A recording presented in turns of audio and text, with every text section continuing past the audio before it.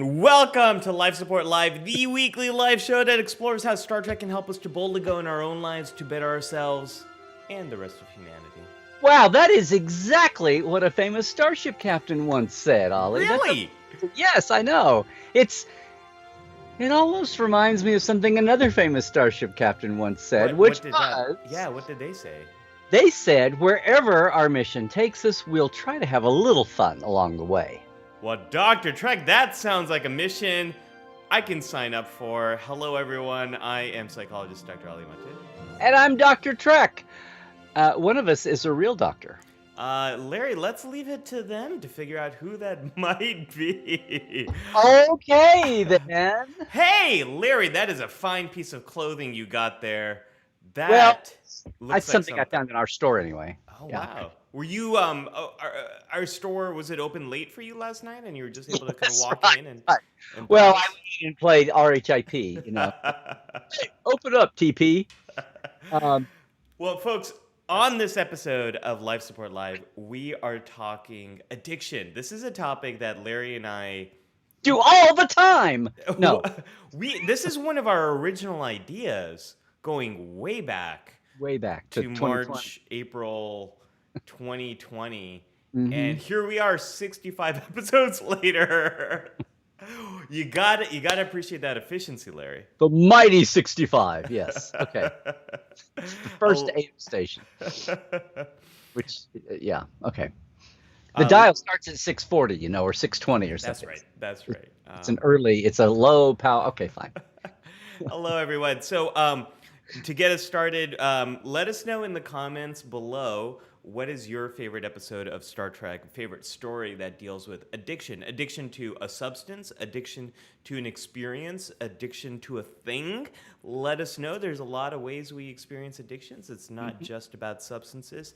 But before, Larry, I'm getting ahead of myself here. I'm going warp 9. Let's slow it down to that warp 5 NX01 speed. What is Life Support Live? The original series, every show ends ahead, warp factor 1. Just trolling, huh, Captain? Nothing to do right now, huh? A little bit, but okay. I feel like warp 1 would be like driving at 25 miles an hour, or I'm sorry for our non-American audience. I don't know how many kilometers an hour that is, but going pretty slow is what warp 1 feels like. Just tootling, as I call it. Yeah.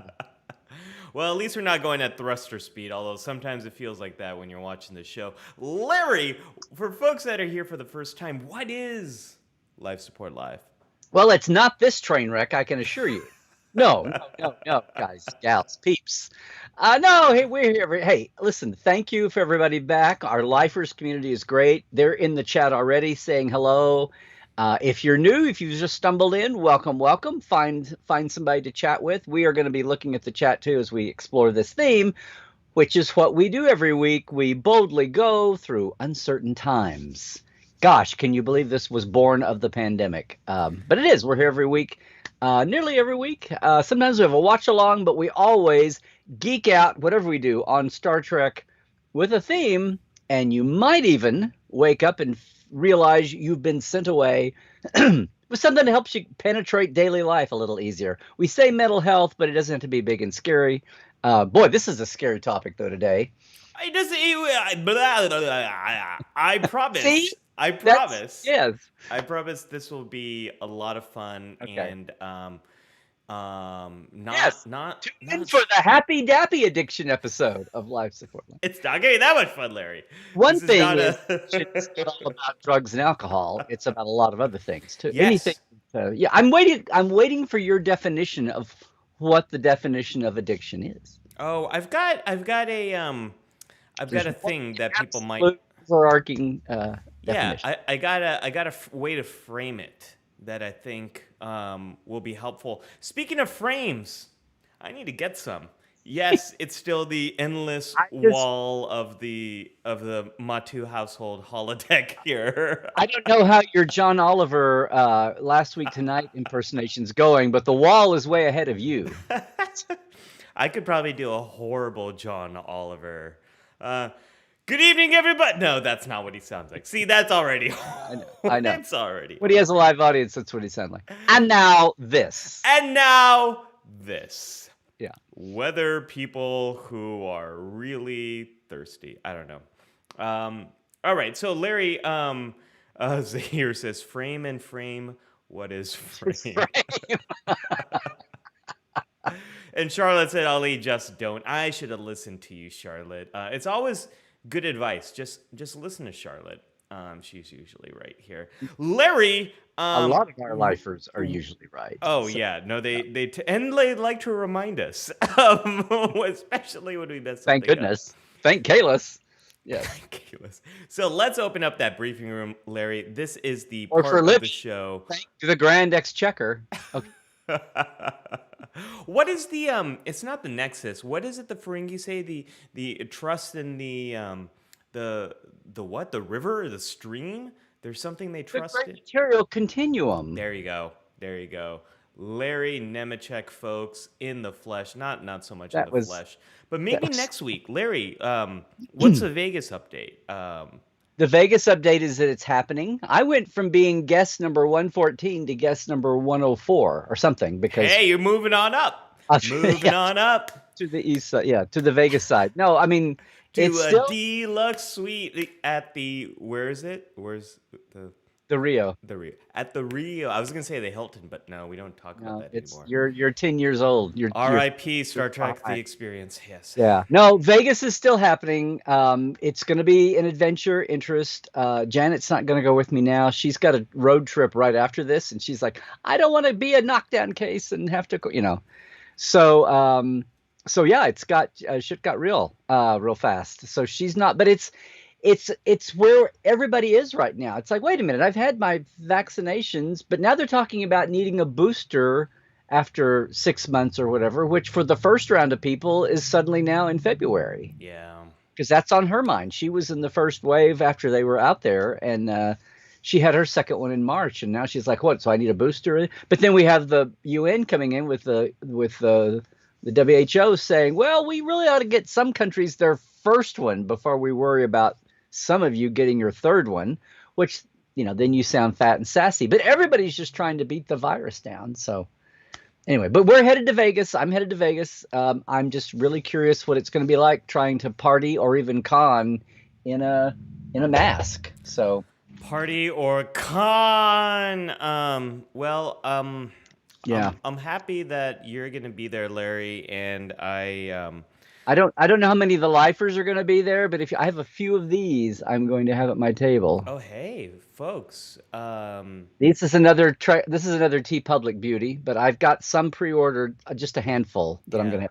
Yeah. Well, I'm glad to hear that the official con has made mass a requirement of the con. If you're going to be conning on Ceti Alpha 5, 6, 4. This is Ceti Alpha 5. There we go. If you're going to be on Ceti Alpha 5, you need a mask, right, Larry? It's the conditions there are quite wrathy. So and here's the thing, we'll be there for our convention, but when you stray back out to the regular Rio out of the convention space, I think Clark County is all in that way too, but it's going to be interesting to see how much the Rio is enforcing the comment, like just out, all the other restaurants and bars that are open and a lot of them are shut down. But, we can't, and I think most of the Trek audience is vaccinated and is mask wearing and all that, and you have to attend. But what are the not Trek people going to be doing out in the public area? And are we going to have any people causing a fuss, or are people adhering? So, and how do you hang out at a bar with a mask on? You're constantly taking it off to drink, so. So Nathaniel says on Ceti Alpha, cover your ears, not your nose. It's good advice. Good advice. Especially when Khan is there. Yeah.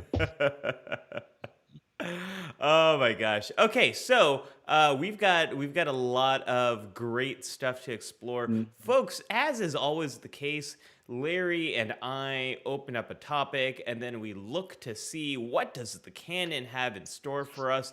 And there are numerous examples, Larry, of addiction in Star Trek. So Wow. there's a lot.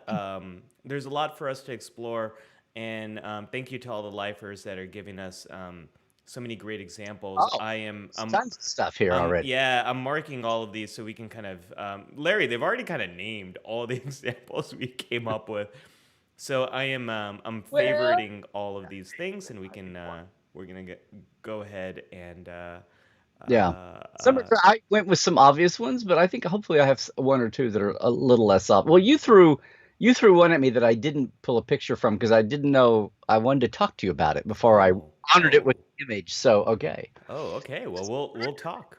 Hey, are you looking at these early comments? One of them, Nathaniel here at 1016 said, "God, what's the difference between addiction and obsession?" Whoa, we are jumping into a little bit of counselor's log.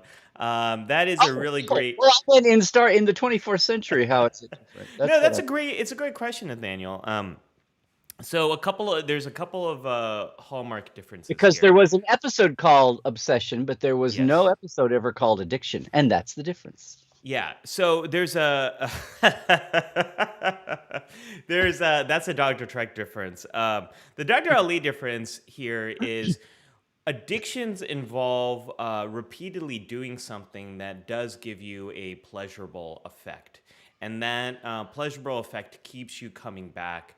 Um, and somewhere in that process, it's causing you problems in your life. So addictions really have a strong, immediate pleasurable effect. The difference with obsessions is obsessions are tend to be these thoughts or images or beliefs that you have a very hard time shaking, getting rid of, getting unstuck with, and they Mm. tend to produce anxiety. They don't always have to, but they tend to produce anxiety. They're not very pleasurable usually, and obsessions um, lead to problems in your life as well. You might be saying, well, you can be obsessed with something that also feels good. Like maybe you're obsessed with collecting starships, as I can definitely attest to that. Hmm. The place where anxiety comes into play over there is if losing them or not getting a certain one is causing you a lot of distress, then that might be more obsession. But it also can be addiction.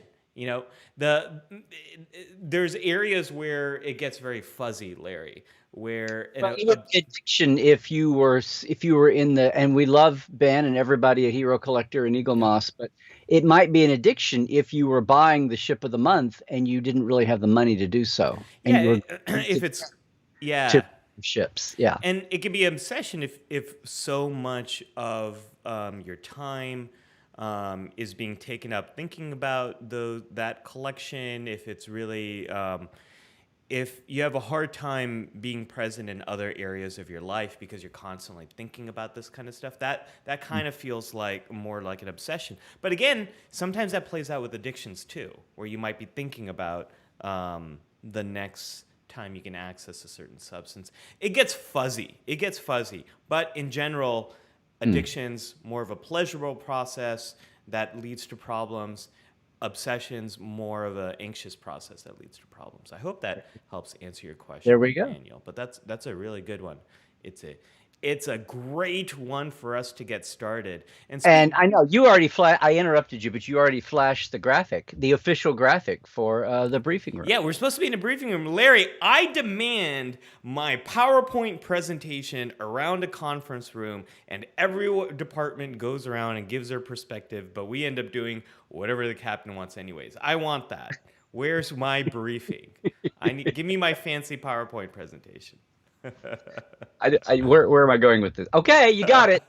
Thank you. What am I Thank you. doing with that? Yes, Well, and Well, yeah, I know. Yes, yeah, and that. Well, speaking of PowerPoint presentations, Larry, where do you want to get started in our journey talking about this? Well, it's a little on the nose, Mhm. and I was trying to think of a good subtextual case, but last night was kind of a late night because it's pre-Vegas and I'm doing 15 things at once and writing a column and editing a Trek file. So I went with the obvious one from the original Mhm. series. I don't know if I haven't got through the chat yet, but I just went with Mud's Women, and not so much about the pill they were taking, but about the feeling not the feeling, but the intention that they thought they had. The women thought they had to take this pill, and that it made them beautiful, and they had to have it to function. Yes. Yes. So it wasn't really a chemical fix. I mean, it's a pill, and you get into a pill with the animated, with Mud's Passion and the animated. It's about a pill, and everybody gets ridiculously romantic, but libido filled. But this was a case where it was more like they were addicted to a state of mind or state of being they thought they had to be. So I don't know if that gets into obsession, if that's an anxiety effect and they relieve their anxiety or whatever. But anyway, but the women thought that to be viable, life functioning in life, they had to take this drug to affect their appearance. Right.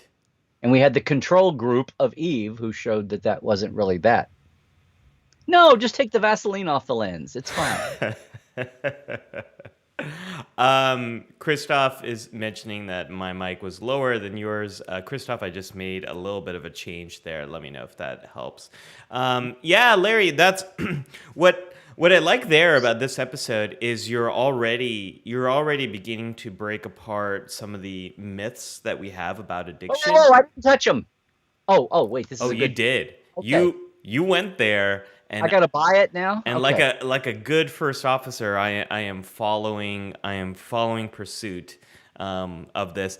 And Larry, this is a Just topic don't and make it a hollow pursuit. ha Okay. nicely done. Uh, I am the goddess of empathy. You are. All right. Yeah.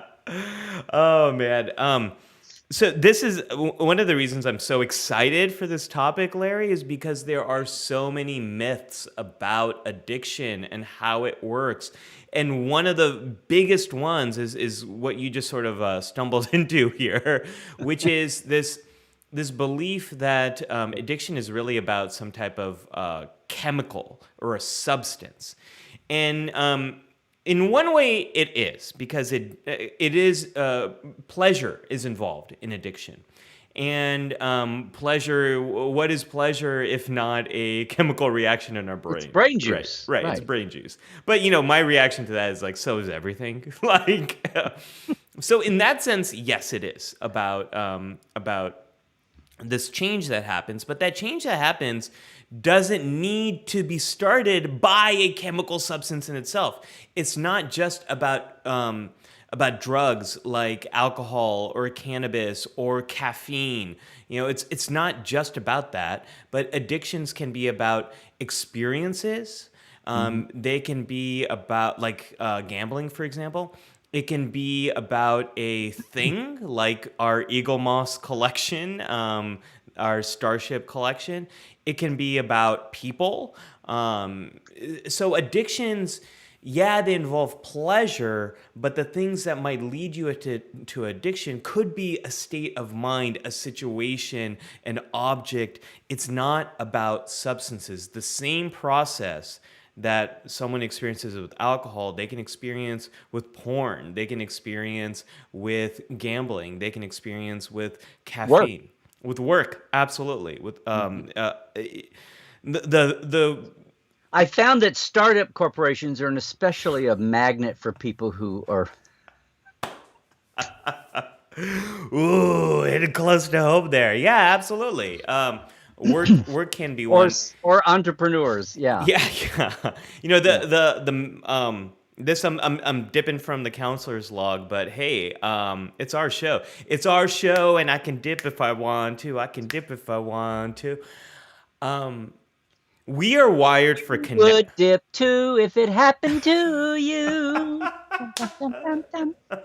Dum, dum, Nice. dum, dum, dum, dum, dum. Okay. Nice. I love it. Okay. I love Please. that is in the same, closer in the same era. We usually don't do that. We usually bounce around. But hey, look at that. Anyway, The after you, Governor. Okay.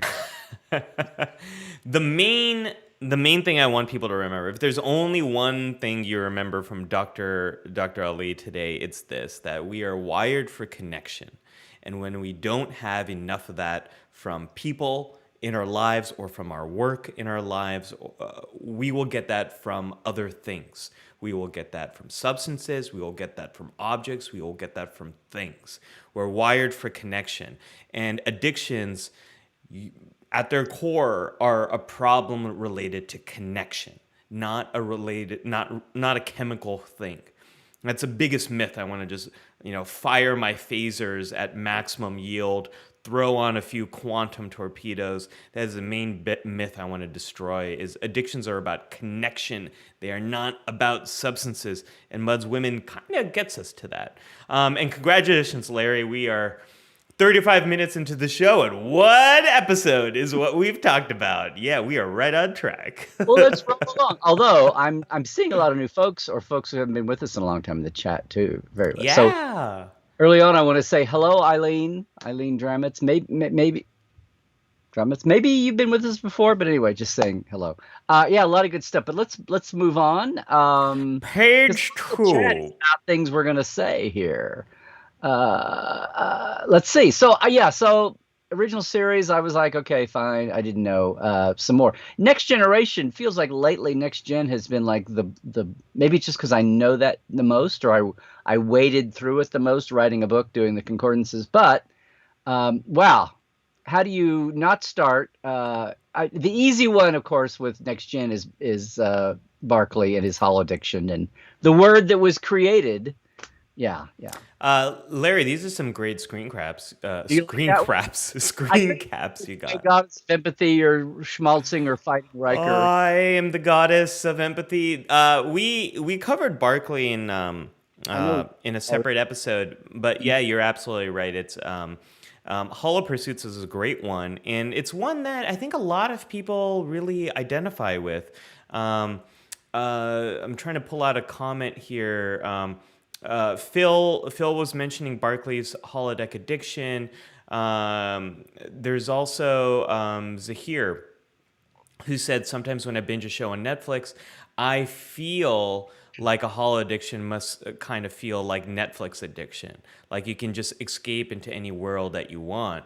And then Melanie said, I relate to Reginald Barkley being addicted to the holodeck. So not only is this sort of a go-to example for us, I think it's a go-to example that resonates with a lot of people because he's essentially addicted to being in these stories and having these connections to these characters and being the hero of these stories. Well, see, this whole thing about pleasure versus anxiety. Yeah. Because to me, he was in there because he was so anxious about feeling powerless over having real world connections that in the holodeck stories, he was getting pleasure, but he was getting pleasure because he had power over relationships and people that he didn't think he had any power. Not to rule them, but just that he was at such a zero or a negative in real life. He was at least at ground zero, much less, overcompensate. Well, this is why I think it's such a great parallel to experiences we all have, whether it is about playing a video game and being at the center of that story. Video games.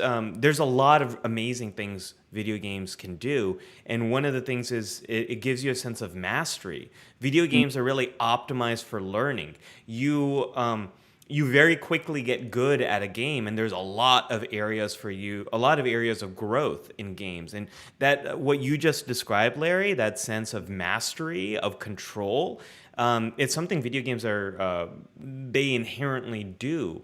So that's definitely something for me. Like I am.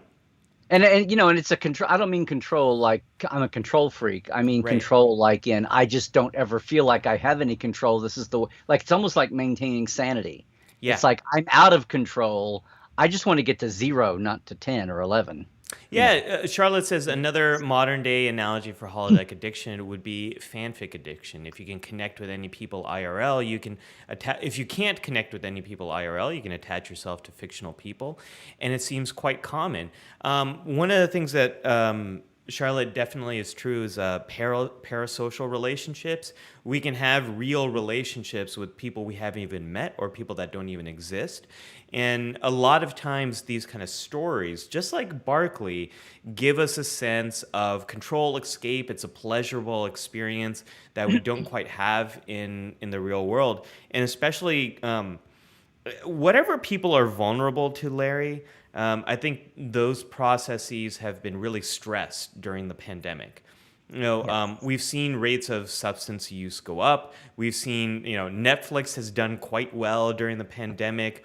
A lot, As has Amazon. yeah, and as has Partly that is not going to stores live, but partly that is people sitting at home just wanting stuff.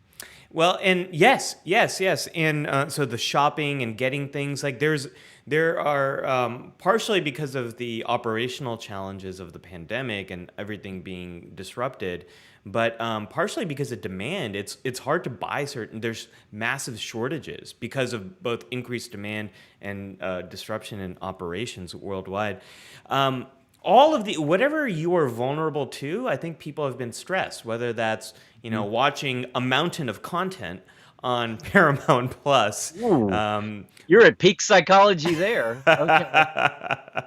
or or shopping or any kind of substance use.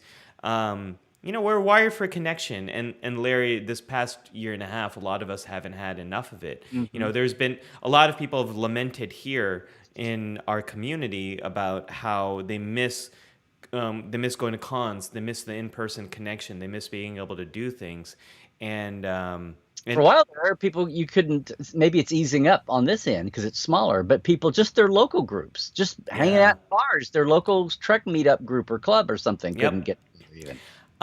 Zahir asked a really good question, which Zahir, we're going to get back to this a little bit later. How do people with replicators refrain from replicating a bunch of stuff that they don't need?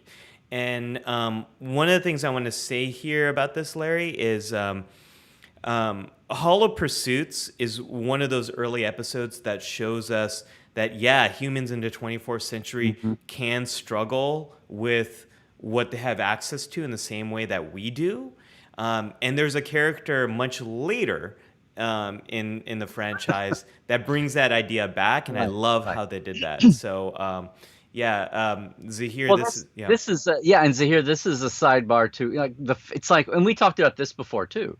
The moment everybody started seriously talking about holodecks when Next Generation began, it very quickly went past, oh look, it'll be perfect for training and simulating the home environment of your home world so that you won't be homesick. That was like Gene's original idea, and very quickly people were like, you'd never come off, you'd just sit there and have sex all day long. It's, no obligation, no consequences, sex would be good, and who's going to clean it up, which whatever.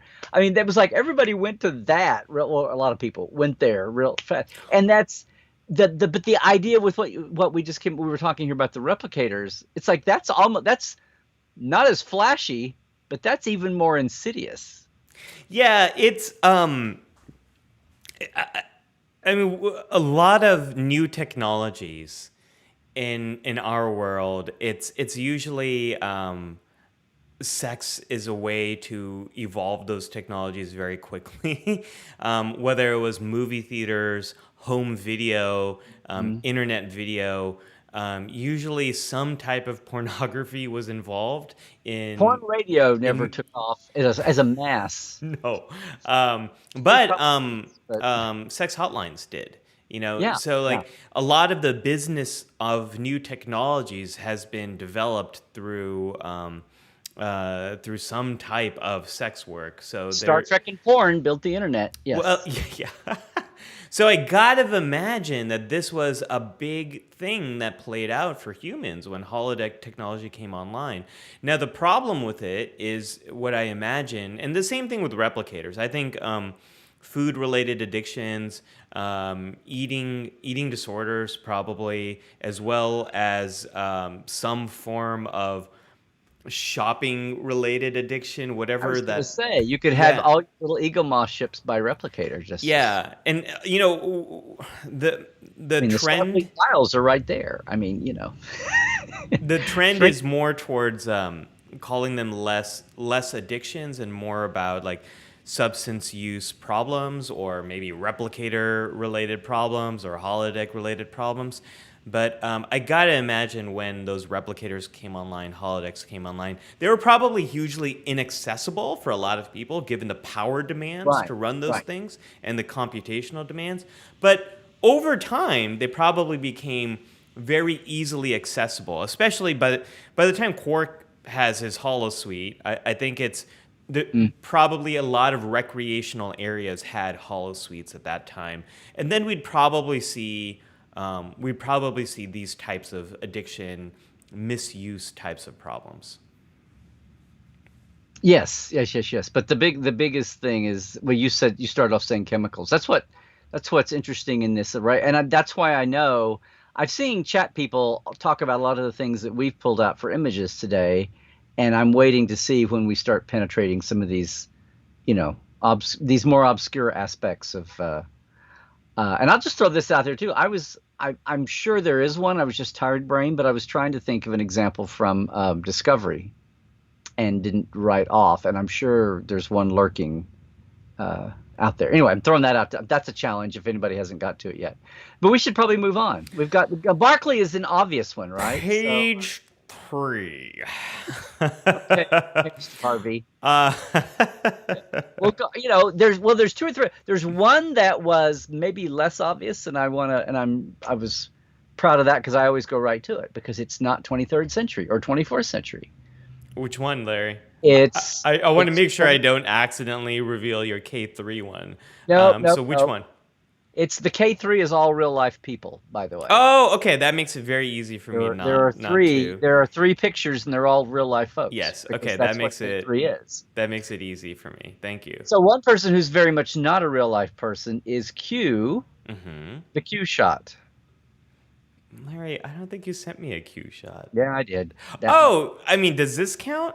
It was the top of the stack. Yes. Okay. That's not Q, but I see what you Cosplay. mean. It's Encounter at Farpoint, right? World War III drugged soldier. Right. When they Right. kept their soldiers in line with drugs. Yeah, I watched that. That's not a Trek a Trek core. That's me custom getting that shot. So okay. No, it's the inference that part of the thing with addiction, and we're going to hit this again during DS9 at least, is we're talking about personal, needs and failures and disruptions in our own lives, whether it's for pleasure or if it's an obsession to relieve anxiety or that fuzzy area in between. But what about those who use addiction for manipulation? Yes. And control? And that's what he's talking about here. It was the armies of soldiers were controlled by addictions. Yeah. Now and I think in light of that other one that we all know about, we're going to talk about in a second. This is the one. This was Earth, and this is obviously pre-Federation when we're all still being greedy and power mad and resource competitive. But for World War III, the last great era of that. But it's a stark reminder there in Star Trek history that's planned addiction, forced addiction,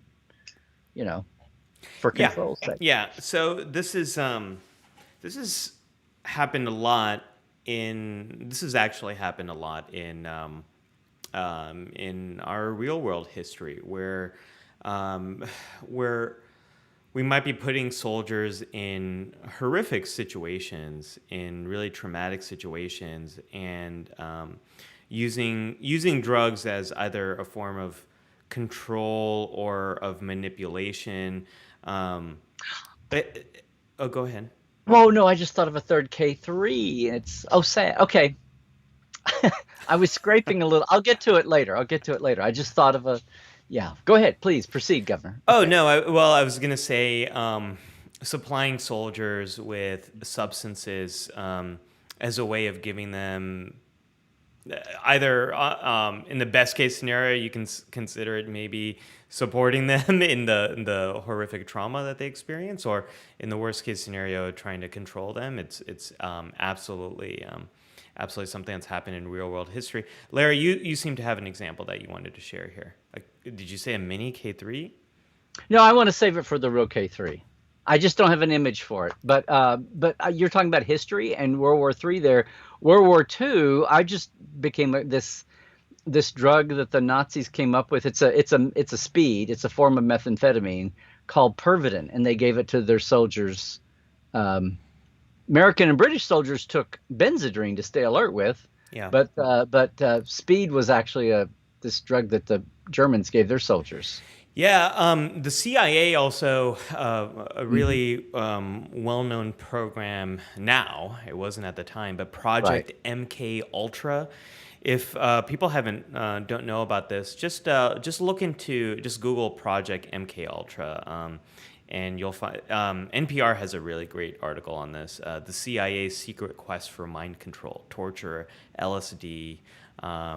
And Project MK Ultra.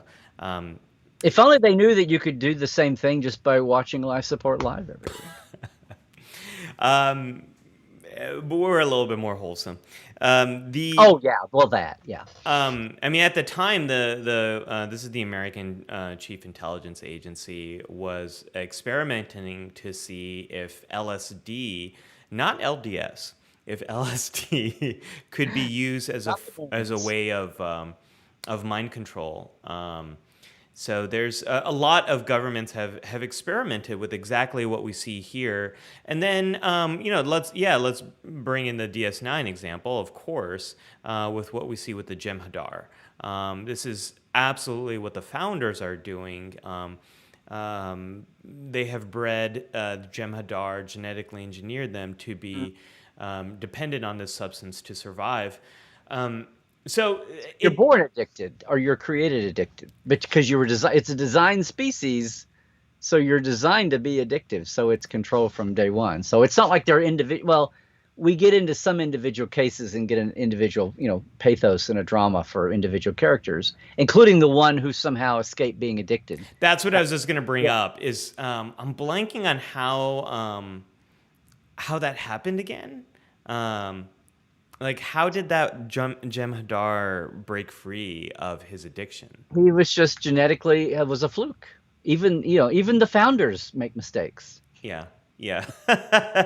Well, I mean, that's a wonderful thing about genetics. Every now and then there is some kind of mutation, and weird things can happen as a result of that.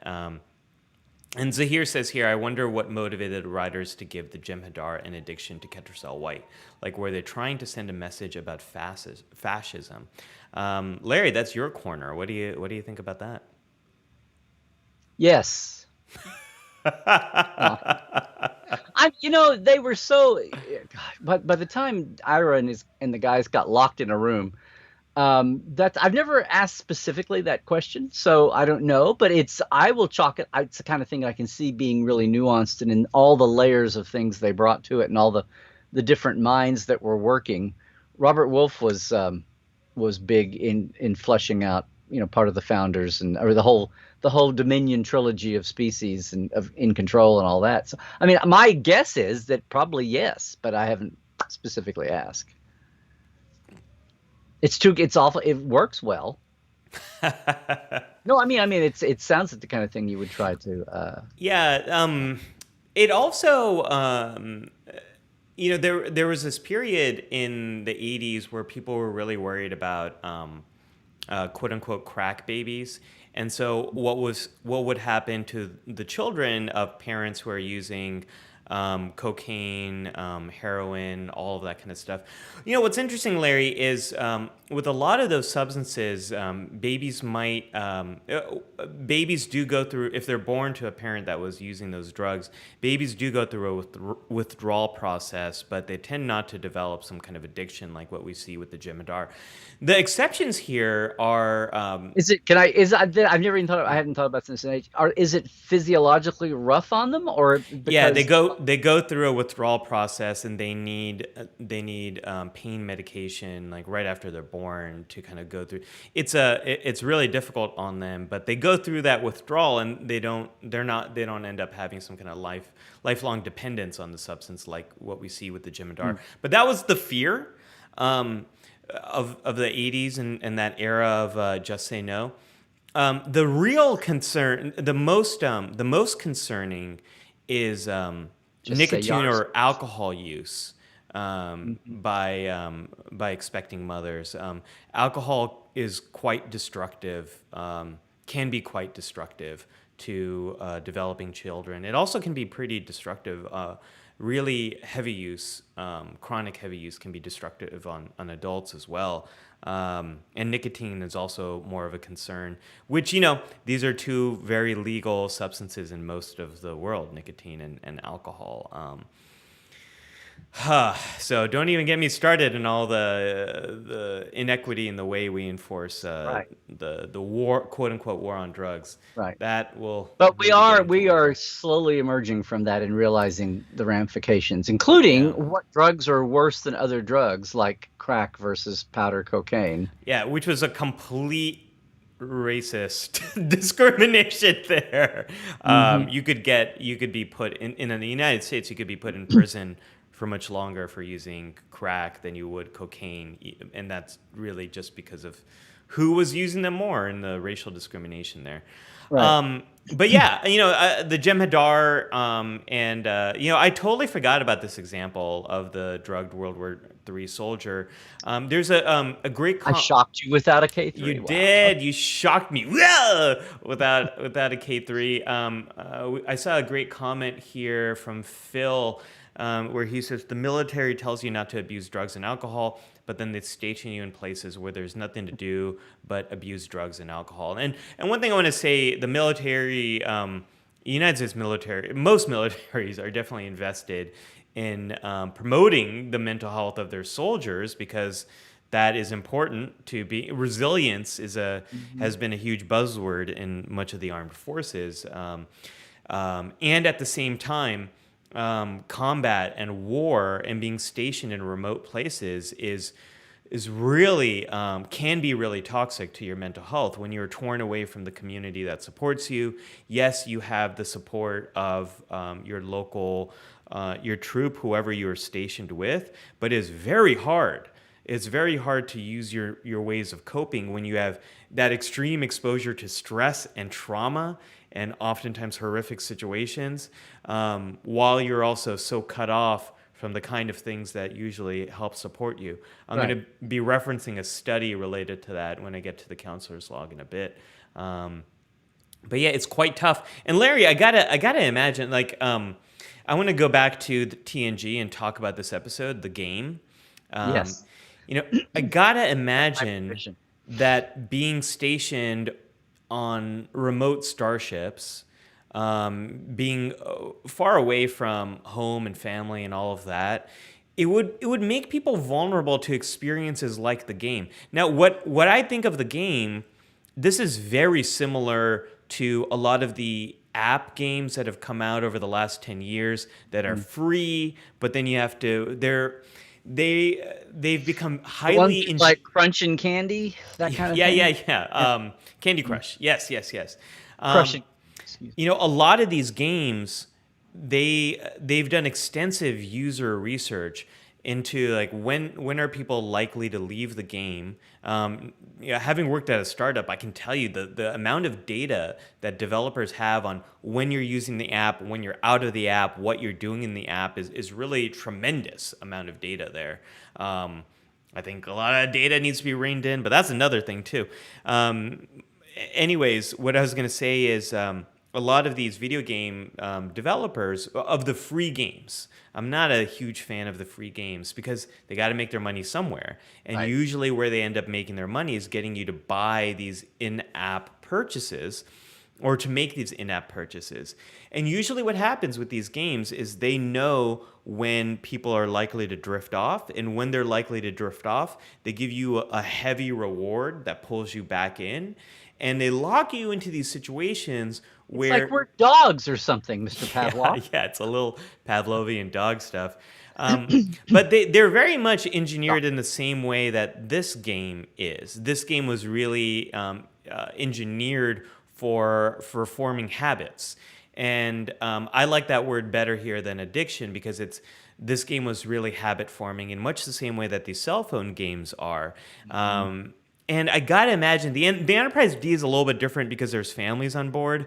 Well, I But mean, what you said there, the original impetus, that's yeah, exactly when Gene didn't have the budget, but that's what he wanted. That's what, when you see the rec deck on the animated series yeah. in Practical Joker, it's like, oh, look, we can draw the holodeck. But the whole Mm-hmm. Gene's original idea was you go in and you can recreate Earth or whatever it is your home. If you're having homesickness out in space and you're feeling sterile and cut off and in a void, you can go back and have warm feelings of home. And it was a psychological mental health tool. And then training also, which like jujitsu or whatever, aikido that Yar is using the first time you really see it. Aside from the stream where Data's whistling in the pilot, the first time you really see the holodeck is her showing in that show, which shall not be named, but she's demonstrating how to use aikido with an aikido partner that's a holographic partner. And then we're off the races with Dixon Hill and what can happen in a holodeck. But that what you're talking about is exactly what the holodeck was designed for. The fact that the tool there to help you alleviate one form of depression or mental health can itself turn into an abusable tool is, I guess, is probably true of everything. Like a doctor, like a medicine that's supposed to be therapeutic, but it can in turn be, I don't know, methadone. I don't know whatever is out there that can be supposed to be a good, and it too can be. It's almost anything can be abused Yeah, yeah. and turned into an addiction. Yeah, I mean, we've seen that with the opioid crisis in the United States, how a prescription drug was overly and easily prescribed. And like Larry, about 12 But it was years ago. pushed for profit. Yeah, yeah, yeah. Yeah. I mean, about 12 years ago, I think at this point, I hurt my ankle really bad. I had a trimallear fracture. My foot was dislocated. I partially tore a ligament. I broke a bone. And um, what's interesting, I learned I have a natural immunity to morphine. They had to set my foot before operating on it, and they gave me morphine and poked my foot. They're like, "Can you feel that?" And I was like, "Yeah, I feel it just fine." They're like, "Really? What toe am I pressing?" And I'm like, "Oh, the big toe." And they're like, "Oh, that's not good." They gave me more morphine, and I could still feel everything. So apparently there are people who have a partial or full immunity to morphine, and I have a partial immunity to it because they gave me Dilaudid, which is a synthetic version, which did work for me. Anyways, this is not the Ali Mattu health history hour. The reason I Oh, mentioned the reason I okay. mentioned all I'm of it. sorry, I read the wrong log line. I'll I'll catch you later. Oh, I was telling this to someone at a conference, at a psychology conference, and that person was like, conference. "Ooh, I really want to look at your neural receptors," which is an interesting thing no one's ever said to me. But the reason I mention this is after my surgery, I was given opioid painkillers. And I knew how habit forming these can be. Hmm. I've studied this kind of stuff in grad school. And I was really scared of taking them. I think I took a couple and I tried to taper myself off of them. And I did in about 3-4 weeks. But at every point in that journey, all my follow up appointments with my doctor, he kept prescribing more, even though I wasn't asking for them. This And was 12 years ago. this is 12 years ago. This is Yeah. a long, so this is really at the height of that when it was silently happening and no one was really talking about it. But it was quite scary how easy it was for me to access that, which I could have sold, I could have shared, I could have done all sorts of problematic things for myself or for other people. So yeah, folks, this is not just, we're not just talking about the war on drugs, which we'll get into in a moment in the counselor's log. It's a very complicated problem that Yeah. that has complicated solutions. Like when Hippocrates and profit motive collide or Yeah. something. And usually those things, those kind of painkillers, when someone is under extreme pain and they are given one of these painkillers, it's usually not habit forming then. What tends to happen is if you continue to have access to these when the original real acute intense pain has gone away, that's when they can become a problem for folks. And that requires a lot of really close monitoring of your healthcare team, which we just didn't have in the United States when that was happening. Oh, man. So, Larry, what about symbiosis? Let's talk So about symbiosis. this is another case of this was a very on the note. Okay, number one, this is the famous Nancy Reagan "Just Say No" speech that Tasha gives to Wesley. This was part of after somebody said after school special. This was part of like drug addiction night on whatever. Actually, it wasn't. That was later. This was just a one-off. This is Star Trek. I don't know, bucking for a Peabody Award or something, at which they won, and it was for the Big Goodbye. But no, it was it was a feel good show. Somebody dropped the speech in like a hammer whack-a-mole here, but the plot itself was about these neighboring planets, and one planet keeping the other planet addicted for their own power, even though there were treatments available to get out of it. They just been and it used to be in the past it was more overt, and now it's not as overt, but they still do it. It's just in more subtle ways. They're selling them the antidote to their addiction or whatever to maintain power. But it was on the surface it was about addiction and all that. But gosh, who looks scraggly and who looks all refined and shiny? Guess who's guess who's the pushers and guess who's the druggies? But it's a clunky first season way of talking about just any kind of control dynamic there, culturally as much as individuals. But that's what symbiosis was, and yeah, it was clunky. It was on the nose, but it was an interesting dynamic. It was an interesting thing to talk about in the '80s about people intentionally, and some of that you talk about the crack versus powder cocaine, crack cocaine versus powder cocaine.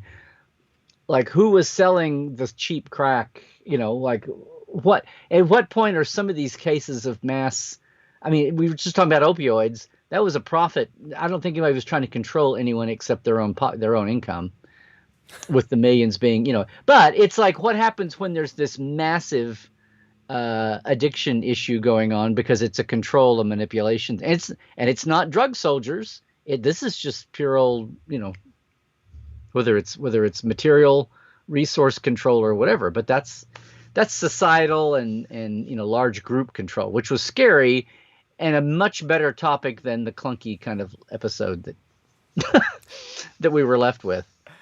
Yeah, that's very early. It's very early TNG, isn't it? The clunky.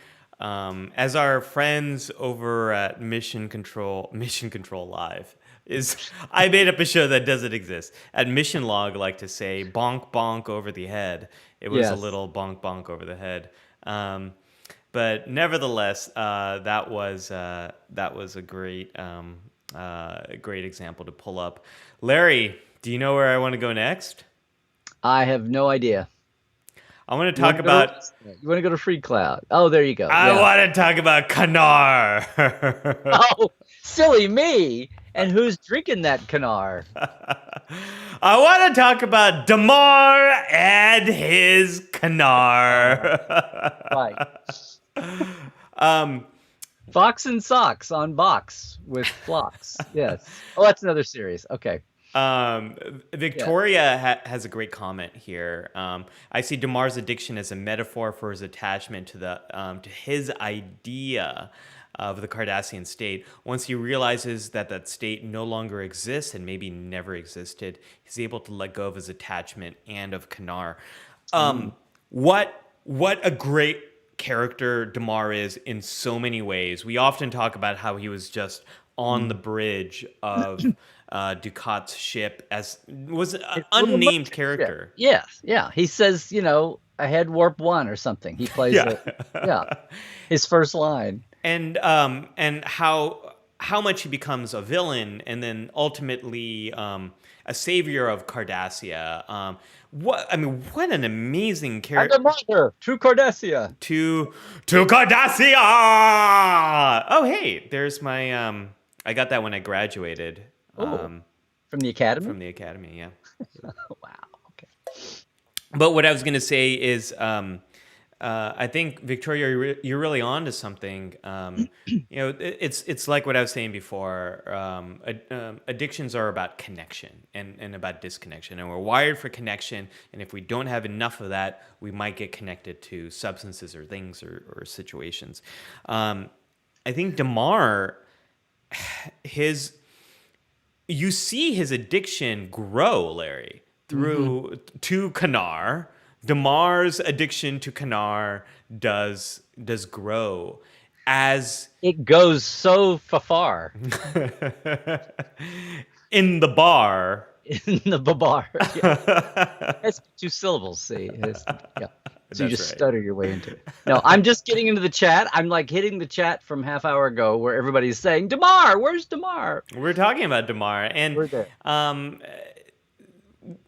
for Cardassia, for Damar, we see his use of Kanar. It's so hard to say with a straight face now because of us, Larry. Do it. Do it, Ollie. Damar's use of Kanar does change as he as he starts to fight for this underground movement for Cardassia. Like his use grows as he sees the founders really just abusing the Cardassian people and pushing them aside, especially when the what's their names? When Ducat's gone and he's in charge, but he's not. He didn't show up. He's the number 2 that's still weakened. And nothing he can do can outfox the female changeling. Poor character, should have got a name. And Wayoon, he can't get back to the base that Ducat seemed to enjoy at the beginning, and he's tired of being pushed around like the lackey. He's like the when the Germans or when any conqueror puts a puppet, he's the puppet government. Yes. Head, know. And he realizes it, and that's when Damar drinks Kanar from a jar at a bar with a man from a Fringanar. That is absolutely, Charlotte, what happens. We've done this before. I knew we had 52 sentences or 47 sentences in a row going there, and this is the start of it. Yes. Oh my gosh! Thank you, Charlotte, for that. This is old ground for Life Support Live 2 also, but yes. Life Support Live 2? Also. Redundancy department of redundancy. Okay. Oh my gosh. Somebody, who was it? Somebody asked if, I think they're talking about it. I think Nathaniel had asked, did they ever actually show Damar being drunk? And it's a topic of conversation. Kira talks to him about it, and Wayoon talks to him about it. And Ducat even kind of implies, like that last conversation before Ducat heads off for the fire caves as a Bajoran, and he's like, they really need you to be clean and sober. Basically, is what he's. Well, and doesn't he show up really? But he gives away some war secrets to Kira. Yeah, and he shows up a bit unkempt and late, I believe. And well, the image I pulled, he's staring in the mirror, darkly. Yes. Yeah, in the pale moonlight too.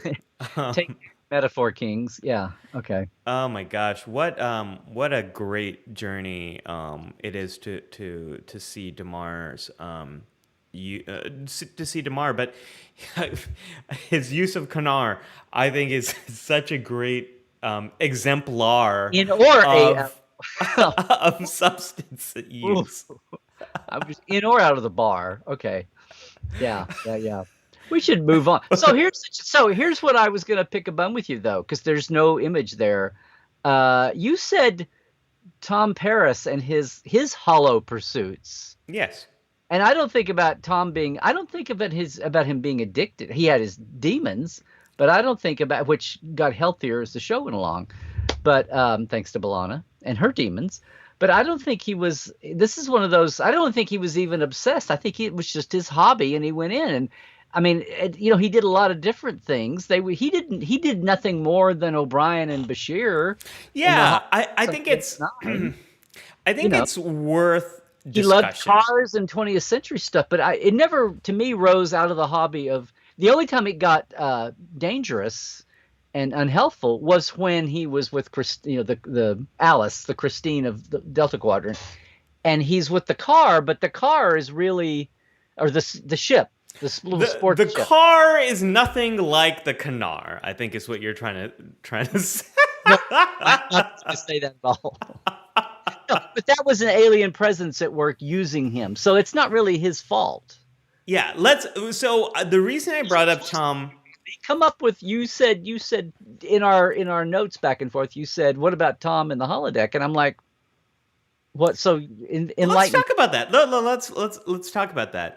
The reason I think it's great to bring that up is because Charlotte just says Larry's like, if you bring up Kanar one more time. Absolutely. So moving along. Okay. Moving along from Kanar, talking about Tom Paris here. I think it's a good discussion to have. Was it a problem for him? Was it getting in the way of his life? Because here's the thing, folks. Most of the things that people can struggle with, that can become habit forming, that are traditionally considered addictions, most people on this planet are able to do them just fine. Whether it is alcohol, caffeine, Processing alcohol, cannabis, bottles, or it's shopping, or it is gambling, or if it is earning a paycheck. or buying Starship models, like playing video games. Like most of these things, most people are actually able to do just fine. They're able to stop using them. For most people, these things are power-ups and not side quests. They're just little things that help them to have fun, to connect, to do something with someone else. And for most people, they don't cause problems. However, for some people, they do. And I think Tom Paris and his use of the holodeck is a good one for us to talk about, because he's a frequent user of the holodeck. He's not like a Barkley who is, we see that his holodeck use is limiting his work. It's making him he's Right. showing up late, he's getting lost in it, and he doesn't have a lot of connections outside the holodeck. It's an archaic phrase, but Barkley's using it as a crutch. Yeah, and I think the thing about crutches are great. Crutches help us. Crutches are great when you got a broken bone. Crutches are not so good when the bone's healed and you don't need them anymore. Mm-hmm. So I think the idea of a crutch for Barkley, he never lets go of it and makes the connection. He needed that probably on the Enterprise. When he first transferred, he felt very alone and isolated. Now, he didn't need that once he's formed relationships, but he's struggling to form those relationships, right? That's what we see with Hollow Pursuits. I am the goddess of empathy. That should be my title. Larry, can we just say that? Hi, welcome to Life Support Live. I'm Dr. Trek, and I'm the goddess of empathy. Yes. Yes, we can. Yes, we can. You can say anything you want. Now, whether I or anyone else is here or not might be, but you free. Yes. Now, Charlotte says, I think of, Charlotte, you were on fire today. I think of Tom's holodeck stuff as more of a hobby than an addiction, especially since ultimately many of those programs ended up being utilized by the crew. So you can argue it was more for the greater good of ship morale. He was also moved on to new programs once he got tired of the old one from Tom and the audience, both. Yeah, yes. the French bar to the beachside resort. The beachside resort, which gives us that wonderful gif of Neelix dancing with his bare feet. I was going to say, not only does Tom share his holodeck programs with the crew, he shares them with the passing alien menace of the week, Yes, too. he does. He does. Shirley, I think that's a wonderful point. And it's a great example, Larry, of how a lot of people use video games. A lot of people use video games to connect with friends and family. Right, right, right. I have a friend who Locally or massive multiplayer like yeah. STO. Yeah. I have a friend who we love to play Mario Kart together, and it's our way of hanging out. We probably do it once a season. Not a season of TV, but a season of real life, like winter, summer, fall. We'll have a big Yeah. You night sound a where little confident. I'm glad you're not on the bubble. Okay. yeah. We'll play Mario Kart. We'll put FaceTime on so we're talking to each other. And we catch up and we play games and we yell at each other because someone just got blue shelled and lost first place. It gives structure to our this person lives in New York and so I'm in California. We can't see each other all the time, but it's a way to stay in touch. And Tom Paris, I think, uses the holodeck in the same way, especially with Chaotica. You know, Yeah. what is Captain Proton? Proton, yes. Yeah, Which yeah. did you see that news that Robbie McNeil pitched that as a series? The news that someone pitched another show for the 47th time. Yeah. Well, it's there's an nth degree higher that kind of thing might happen now because I they're see what you did right there. sky's the limits. Yeah. Oh gosh, that wow! I'm impressed and also disappointed at the Well, the same time. sky's much closer on the top of the mountain, so Well, that's where the best mountain of content is, right at the top, at the yes, right peak. at the One top. might say the paramount. Yes. Yeah, yeah. It'll be a whole new meaning for sneak peek. Um, there's people in chat now. We're talking There's about Tom people in Paris. chat. They're still here. I We know, haven't driven them I'm away. surprised after Canard of the 47th power. Talking about Tom Paris, but what got me, I was like debating that, and we kind of came there. So I'm glad everybody agreed with me. But I was up. There's two of the series that I was scrambling for, Voyager being one of them. But I'm looking at a comment here from Melanie for one thing, and other people are also talking about B'Elanna and her risk addiction, which I Yeah, was yeah. looking at all that as an outgrowth of her depression, which I was totally happy, that she was having between her this melancholia that her whole life as a bicultural woman she was carrying that around and loathing her Klingon side until she got in touch with it. But between that and then being isolated and she got into Maquis and fit, whereas Tom was like a total outcast from everybody. But she fit with them, even if she was, I don't know, it's like the emotional equivalent of being a cutter or something. I don't know. Yeah, so we But this whole thing about her and then she's, holodeck jumping without, parachutes or safeties off or something or whatever. I didn't see it so much as an addiction to risk as it was just an outgrowth of her depression and trying to feel alive. I don't. Maybe I'm being too so late. no. I think this is But worth. maybe that's what I wanted to hear. Maybe I was wrong. Maybe I mean, and people are addicted to risk. They adrenaline junkies. But I People didn't are think very much addicted to Risk. It is a great board game. Yes, it takes a long time to set up, but once you've set up Risk, it is a great game to play. yeah, not as bad as others. But so what would you say? I should say Madonna. Would you say B'Elanna? Madonna.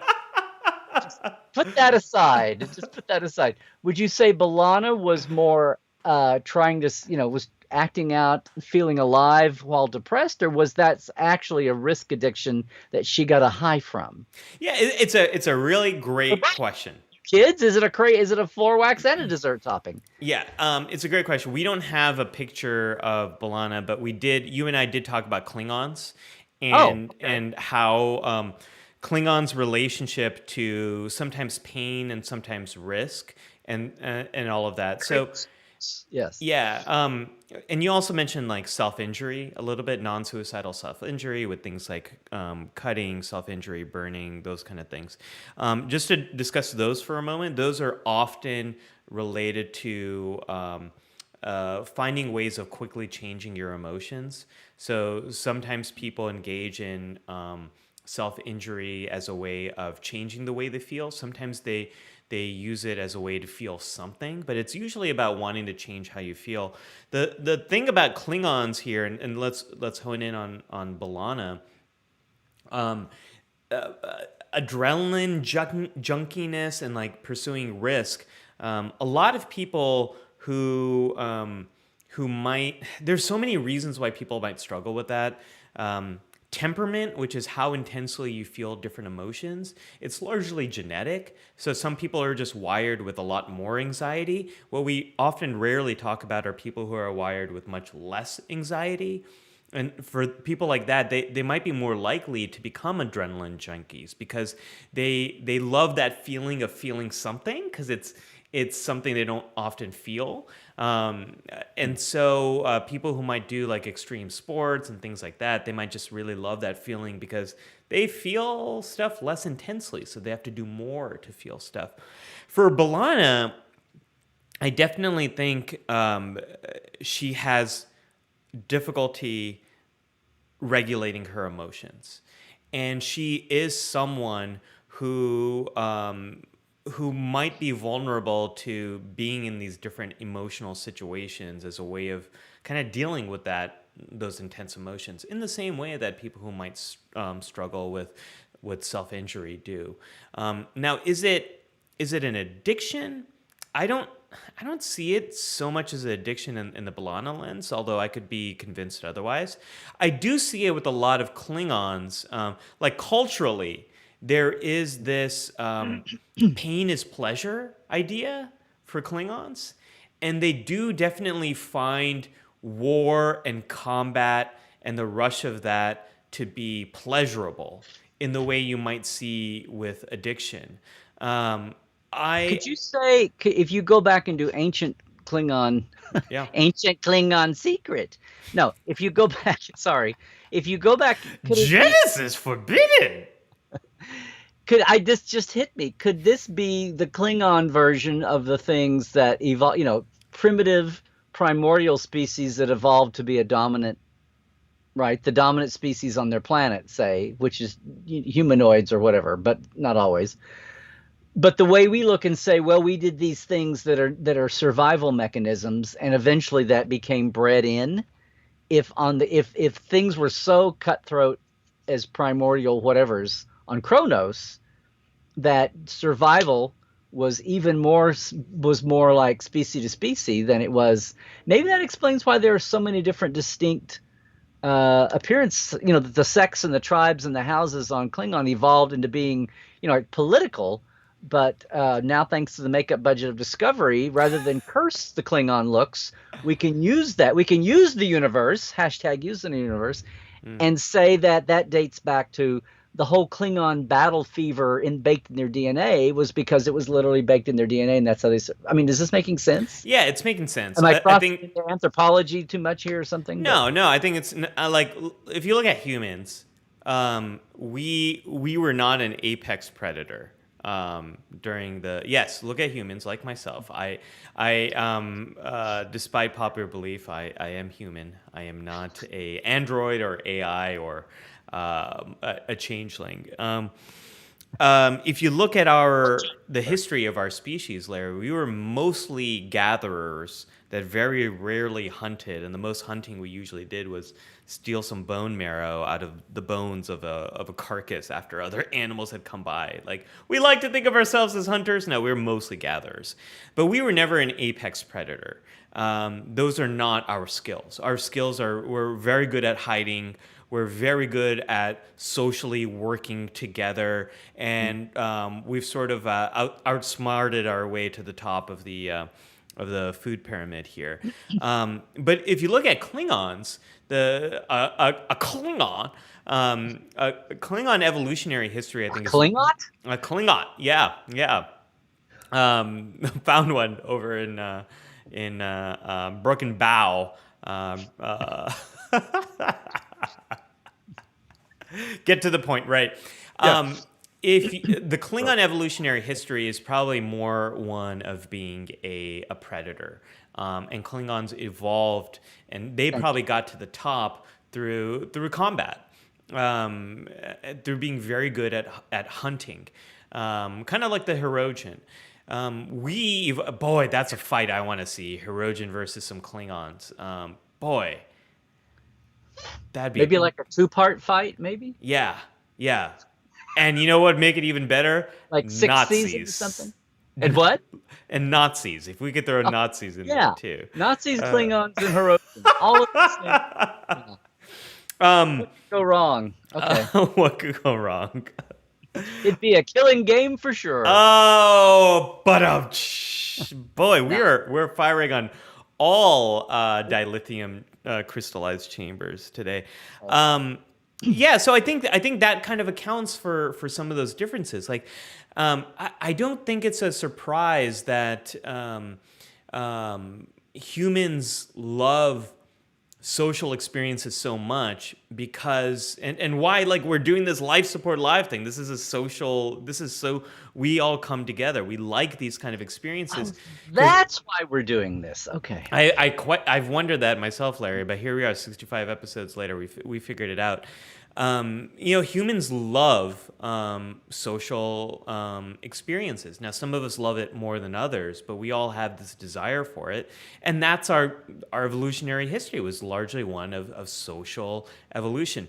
Klingons, it's probably being a predator. And so they are probably more vulnerable to forming habits and addictions related to pain, related to hunt, related to adrenaline rushes. I think it makes a lot of sense.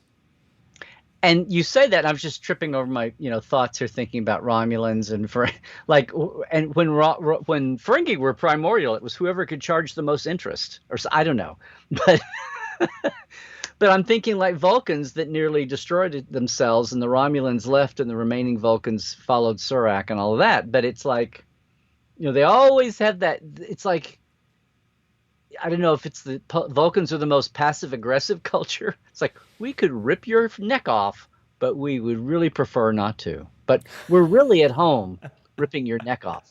I mean, it's kind of like, oh, we could do the Vulcan thing, but we're trying to choose not to, because I don't know. It's like it's almost back to the primordial fascination with Vulcans at the heart of Star Trek and saving Star Trek before Klingons ever got, when Klingons cardboard villains, Nathaniel's got a comment about in humans, fight or flight is a different response from pleasure. And so, Nathaniel, emotions are weird. The example I often give people is, Larry, you and I could be sitting or standing in line for a roller coaster, and both of our hearts are racing. Our eyes, our eyes are very much focused on the ride. Our palms are sweaty. You might be experiencing anxiety. I might be experiencing excitement. The exact same physical response for one person can produce anxiety, for another person can produce excitement. And this is what makes emotions incredibly complicated. For some people, that physiological activation can be scary, and for other people, they can love that feeling of intense focus. So emotions get very wibbly wobbly very, very quickly. Speaking of wibbly wobbly, I'd like to take us all the way to the character that inspired this topic in the first place, Larry. Can we talk about Star Trek Picard, and let's talk about Raffi? Now, let's talk about Raffi. Yeah. Let's talk about Star Trek Picard. Let's talk about all the Earl Grey and the substances in that show. Let's talk about Picard. Yeah. What really came up for me when I first saw that play out, I thought, well, this is interesting. And I had the same reaction that a big chunk of fandom did, except that I processed through my reaction. And some people never got it because we get it's the same. It's texture, not trivia. It's this thing about, well, isn't everything perfect on Earth in the 24th century? Right. How can she be addicted? How can she be addicted? And I did a Tuesday live topic on this called "You Can't Force Feed Utopia," where she had, it's like we still have some people have addictions, especially chemical ones. You line up 10 people, 9 of them can process alcohol just fine. One of them bodily can't. Without help or without total avoidance. So, and discovering that might be a rough road, and you might have damage along the way to that discovery. So here's Raffi, whose life has been turned upside down, and she sounds like she had she immersed herself with Picard in the good days, and it sounds like she was avoiding her family then, or she was not with her family, with a good, work-life balance there. So if she went from addicted to work to addicted to what is it? Not, Sneaker root? snake Sneaker root, root? snake root. Yeah. Um, but people were like, how can she be addicted to something in the 20s? It's like, Yeah. well, because she wants to be, Yeah. and they can't force feed her to be. I mean, Yeah. Yeah. And, they and offer I, the service. Even if she's out of the Starfleet, she's still got the civilian life on Earth. Last I checked, was pretty good too. So it's not like she doesn't have access to the services to get her over this. So what are we going to do? They talk about freedom now, about getting vaccinations or things. Are they going to go in and force feed her the whatever cure or treatment for snake root addiction? I Yeah, mean, yeah. So this is why I think Rafi's character is really wonderful, and also just want to welcome Richard. Richard, I think, is a new subscriber to oh hey, Trekland on YouTube. So welcome, Richard.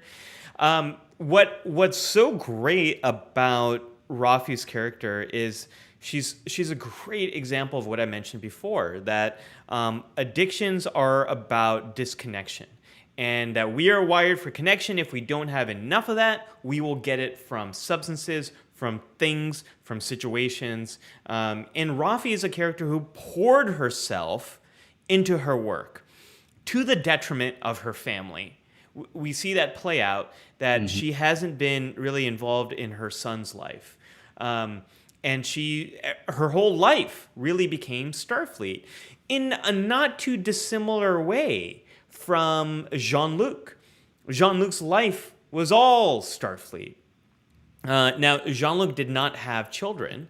Jean-Luc also lost his family. He is the last line, the last noble Picard line, the last node The there. House of Picard. The House of Picard is Right there at the bar. yeah. So he did not have the same family obligations that that Rafi did. But he also threw his life into Starfleet. And when he left Starfleet, it was quite traumatic for him.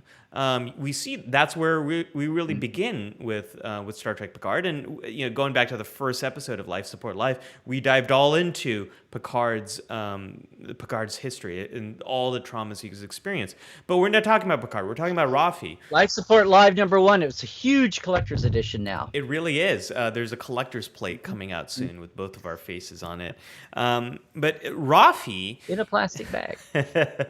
Rafi, after Picard left, her career came crumbling down too, and she A nosedive crash, but yes. yeah, and she was alienated from her family.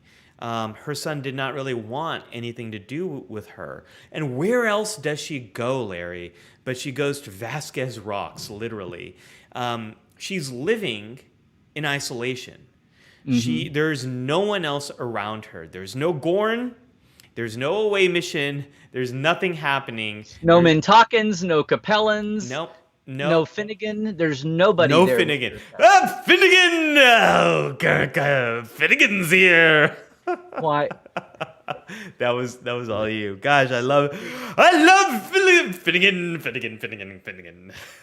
Yeah, your Pakistani Irish isn't much better than I know than the Scottish. Yeah. I know. I said it, so chat have to. Okay. Thank you, Larry. The thing is, she had no one, Larry. She's completely disconnected. She's disconnected from her career. She's disconnected from her family. She's disconnected from her other family, from humanity. Yeah, from Jean-Luc. Yeah, Picard comes bringing in some of the finest from his. All they have to do the rest of however long Picard runs, every third show will be her calling in an old friend that she hasn't talked to in 5 years for a favor until she burns that one too. It's like. Yeah. Wow, I haven't heard from you in years. I know. Can you do this thing for me? Okay, never call me again. Yeah, right. I have another. But it's 4 or 7 of those. There is no hypo spray that can fix your relationships. Mm-hmm. And that's why I love Rafi's character. Yeah, in the 24th century, people are still going to deal with isolation and family problems. Like, look at every character on TNG. They all have pretty real families, right, Larry? Like, we talk about DS9 and the wonderful relationships there, wonderful relationships in terms of how wonderfully complex they are. But look at TNG. Can you name any character on TNG that has a wonderful, thriving, completely transparent, honest relationship with their family? No, they're all complicated. That's real life. We can fix the economy and get rid of scarcity and live in this utopia, but there are problems in that utopia too, which doesn't make it a utopia. Probably not. It makes it Star Trek, a realistic A potential material future. utopia, but still, because when you breathe the demons out of us and you fix everything, then I mean, aside from that, would really be dramatically boring. But what would be you'd have a drone society. You'd be in some other dystopic future where everybody's droning on, which is what some people complain about especially in the original series. You would have guest characters complaining. I mean, Cogley does it a little bit, but you have people coming in and going, "Oh no, you're pasteurized, homogenized, blah blah blah blah." They're talking about people, the '60s view of people being drones and robots and answering to even in utopia, even in a perfect world, and that's which is what Kirk railing against all the computer planets, right? No, Yes. no, they've got to get dirty. They've got to get knocked down and dragged out, which is the Finnegan scene a little bit, but also Oh, Finnegan! that was meant as a sop to you, not a no. But I mean, that's what the struggle, and Gene, original Gene was very big on that. Paradise. What do they talk about paradise all the time, and what a boring thing that would be. Yeah. So Yeah. Um, and people still struggling to feel some kind of life. yeah. Larry, I think we're ready Over there. to I just want to say I open did up have Yeah, please. I was gonna say I did have an image for T'Pol, so we're not forgetting T'Pol and her Trellis. Right. It's all about and Vulcans became addicted to that. It was an interesting. I should have just This gone. is the episode Damage? The whole but it played out over several episodes. But the whole point was, I said that Vulcan reaction to their own passion and self-destructive bent, and in their reaction away toward changing their brain chemistry, which is why I want to talk about technology's dark side. They self-imposed almost a brain evolution to get away from being that way, but in doing so the result was Ponfar and all the things they did with their repressed emotions. And the fact that T'Pol goes, gosh, I could undo 1,000 years of this crazy thing and just go back to feeling emotions. If I have Trillium D, I could undo centuries of evolution, apparently. But that's why it's so addictive to her, and became a thing. And at the same time, she felt guilty pleasure being with. I thought about this more in the last 24 hours than I have in the last 15 years. But this whole thing about going to a deep dive with it, that the very thing that allowed her to be with Trip and him to enjoy her company as a partner, for her to feel guilty about that and to turn it off, is the very thing that screwed him up, and he had to get away from her because it was too hurtful for him to lose where that had gone to. But to her, it was like getting her life back on track. It's like the people that you used to love to be with at the bar when you were drinking all the time, and now that for you to go sober means you've given up all those people and they don't see. I mean, you know what I'm saying? I know exactly what you're saying. I'm totally rambling into this, but no. For a lot of people who smoke, we haven't talked about nicotine and smoking much. Yeah. But for a lot of people that smoke, it starts off as one thing, and maybe it's something they started as a kid, or nowadays it's more vaping.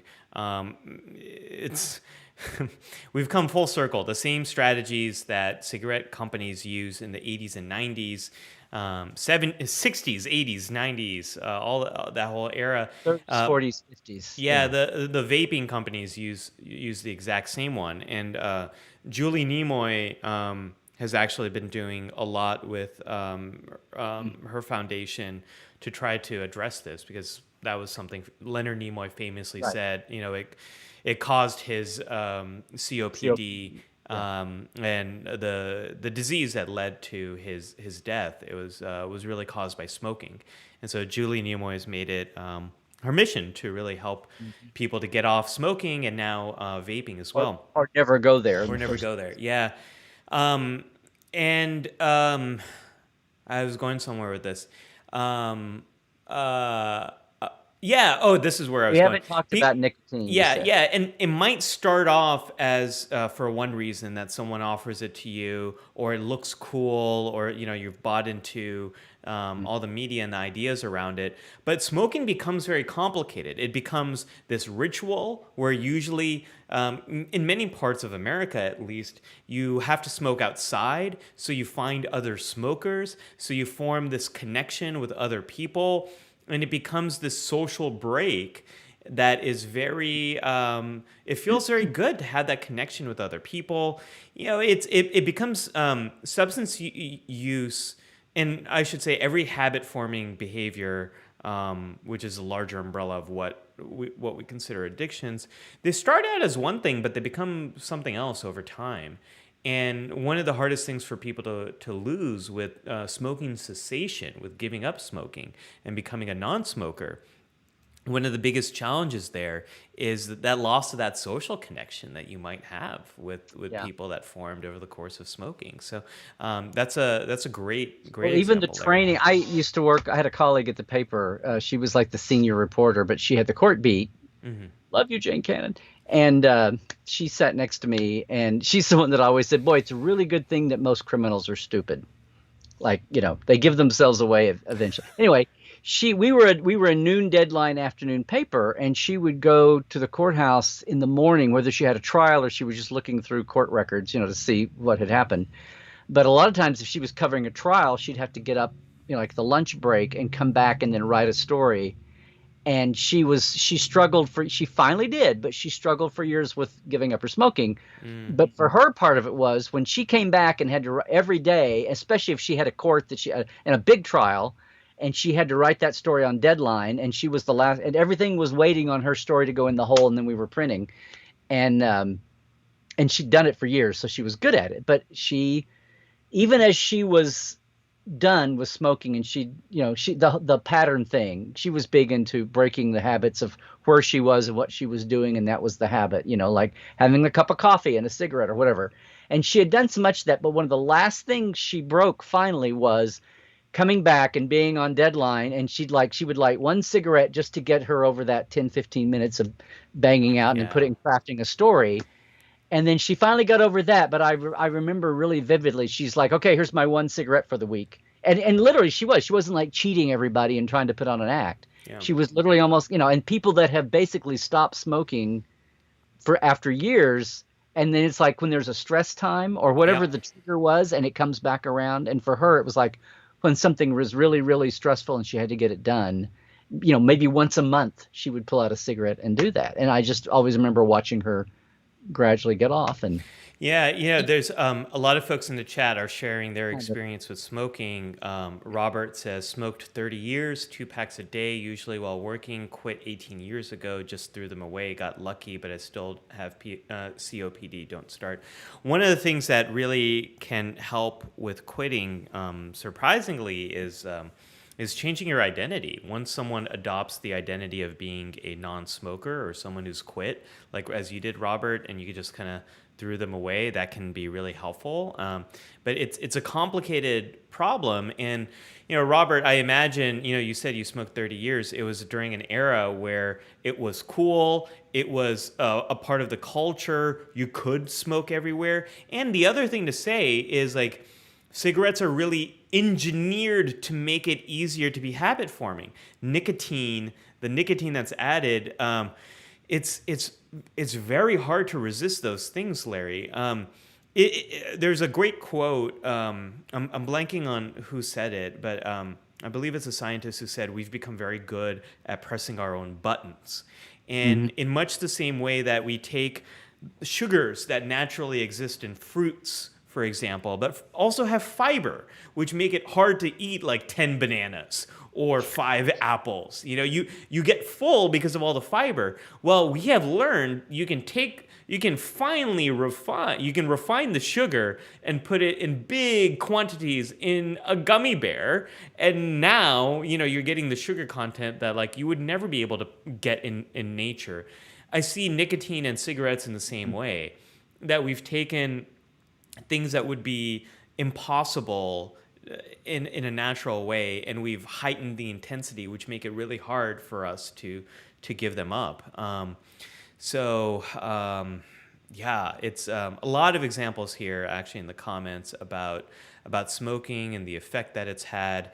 And we also got, I want to share this comment. Phil says, over the years, I've lost several friends by not drinking. I never said anything about their drinking, but I would stop getting asked to join them. I guess I was a guilt reminder of their own thoughts. And, there's the social, this is something I'm going to get into in, if we ever get there, the away mission. There's so much more to these behaviors than the actual behavior. And to help anyone, including ourselves, if we might be struggling, you have to understand the complexity of it. With that, Larry, I'd love to open up the counselor's log. Let's go into counselor's log, yeah. Yeah, there's already a bunch of things that I've sort of mentioned here in the counselor's log, but there's a few things I wanna hone in on. And in the United States, getting to the 70s and 80s, that's where under Nixon and Reagan, we saw. I'm venturing into your territory now, Larry, with history, but history and mental health, I think, here are very connected. Yeah, it's the war on drugs under Nixon, which was only really expanded to this "Just Say No" type of campaign under Reagan as well.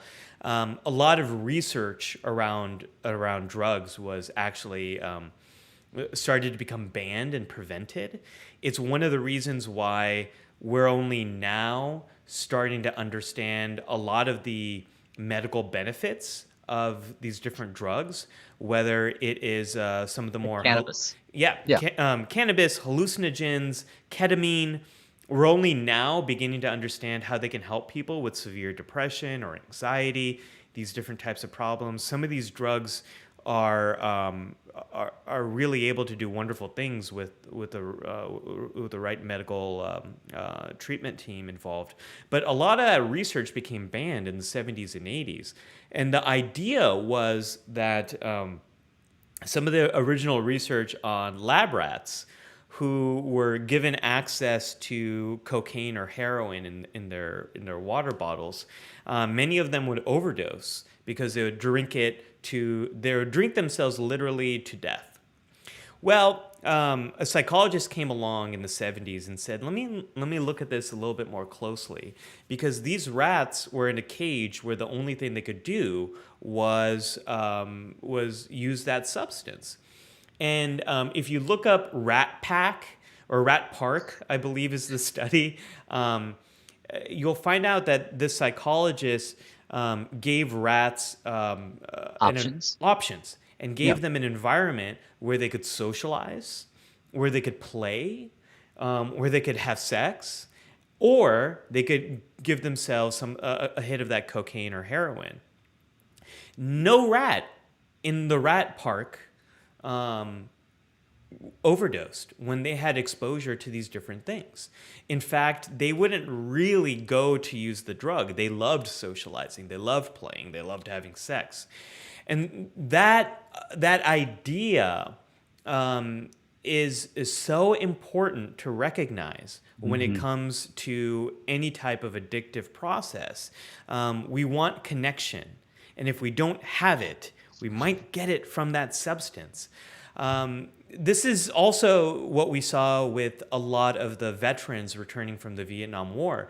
Many of them had access to a high level of drugs. They were in a very traumatic situation. There was high use of many different substances by American soldiers who were deployed to Vietnam. Most of them, Larry, within a few years of returning back to life in America, most of them were fine, and they never went back to that type of drug use. A few of them struggled more for a variety of reasons. but the vast majority never became addicted to these substances. So the discussion around substances became so twisted and ascientific in the United States in the 70s and 80s that we banned research on these substances. We ended up blaming victims, and we adopted these very racist policies that would that under the guise of the war on drugs, we would far more punish people of color for the same exact drug use that that white people, mostly white men, would not get the same degree of punishment for. So it's a very misunderstood problem. Or you divide it by yes, or even just simple income, where the people who could afford treatment, or they could afford medical care, or they could afford lawyers to get them off of, Yes. to cover up things, versus the poor who had access not to lawyers, to any legal help, or to medical help, or to mental health help. They're just out there, and they're just dumped basically. And yeah, if they didn't have a functional life, even on whatever cultural level they were on, if it was dysfunctional, then yeah, they're gonna go back that way. Yeah, Scott's got a great question here. What baffles me about smoking, and I guess therefore addiction in general, is that it doesn't matter how many loved ones around you die from it. It never seems to be enough to make another smoker see the light and stop. So it's, Scott, your question gets to... Or anti-vaxxer. Oh, did I say that? That is definitely a thing too. We can talk about. Scott, your question here gets to the complexities of why people use substances, and a lot of people and substances end up becoming a major tool of dealing with a lot of intense, difficult problems that the person might be experiencing. And it works in the short term. In the long term, it produces all these problems. But like all of us who might struggle with procrastination or might struggle with doing this or that, we're really capable of, I call this our psychological immune system. We're very capable of rationalizing our behavior. People who might struggle with smoking often say, I don't smoke that much, or, I only smoke lights. I totally have it under control. I can quit anytime. Yeah. We all are capable of making these rationalizations. So Larry, I got more to say about this in our away mission, but you know what I could go for right now? I could go for a little K3 factor. Okay. And well, here we go. And if you are new to Life Sport Live, K3 is the only mention of mental health we could find in the original series, aside from a psycho tricorder, since Dr. McCoy was playing both roles. And yes, there was a staff psychologist, at least one. But it's right there on the bio bed, the K3 brain factor. Here's where we're going to deep dive a little bit behind the scenes into this topic this week, just the same way that Dr. Ali gets to deep dive into his real world bag of PhD tricks. So this was really interesting because, oh, look, Ali, most of Star Trek, well, now it's made in Toronto, which might have its own brand. But when I think of Star Trek being made in LA and Hollywood, and there's a lot of bedevilment around Hollywood, and we've got all kinds of famous cases of addictions, both druggy and, alcoholic and sexual and on down the line. But basically, yeah, the things that for better or for worse, bedevil people's lives and knock them off of, their potential, or maybe that's their survival mechanism. Anyway, I was going through just thinking of addictive, success stories and not success stories. And I thought of one during the show, sadly. But the first picture that I've got there is a later years picture. We only have 2 or 3 photos. I'm in touch with his second wife's daughter, and I hope maybe I want to talk to her sometime. But Gene Kuhn, the great Gene Kuhn, who we talk about being such an impact on the original series, which then by extension impacts everything that came later, and the fact that he didn't see any of this because he died in 1973. Because finally they realized he smoked constantly. He smoked these little cigar, the Tiparillos, the little things, that were a big trendy thing in the 60s and 70s. He was a Marine vet and had this great career. He could bang things out. He used speed. They talked about him being a writing machine, and finally, Andrea Mm. Kindred, who we've had his assistant, who's an amazing person in her own right. I finally said, what? Why could he pound these scripts out? She said speed, Yeah. but not with the mind in the 60s and pre-Nixon and pre-war on drugs. Yeah. But it was not about him being a druggie who was addicted. It was about, hi, I'm a writer, I have deadlines. It's just like a truck driver. Here's a chemical tool that can help me do my job better. Supposedly help. Yes, supposedly. This is something Stephen King has talked about too. If you're a Stephen King fan, read his memoir on writing. He talks about how his early work was all written under the influence, and how one of the best things for him creatively was actually getting off of substances as well. But yeah, no, a lot of artists have talked about this. That's the speed, but and whether that heightened this, but he smoked all the time and enjoyed smoking. And and it was in the early days, the 60s and 70s. The Surgeon General's report came out in 62, which, by the way, I can remember my dad smoking when I was really little. He smoked Salem's, and there was a drawer in the big bathroom, my mom's bathroom, but the long bathroom with the bathtub.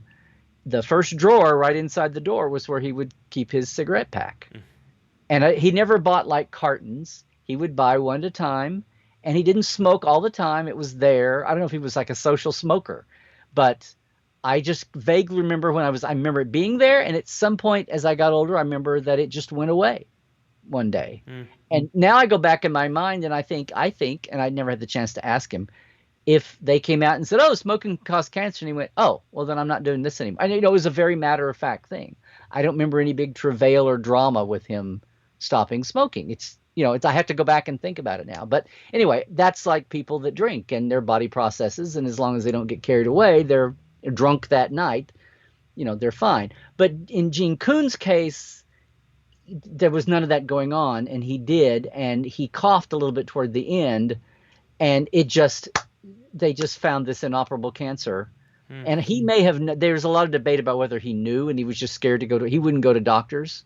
He was too busy working, and he was producing shows. And after Star Trek, he was on It Takes a Thief and several other things. But he was working on the Quester tapes that Gene was going to do, and then he died before seeing it finished.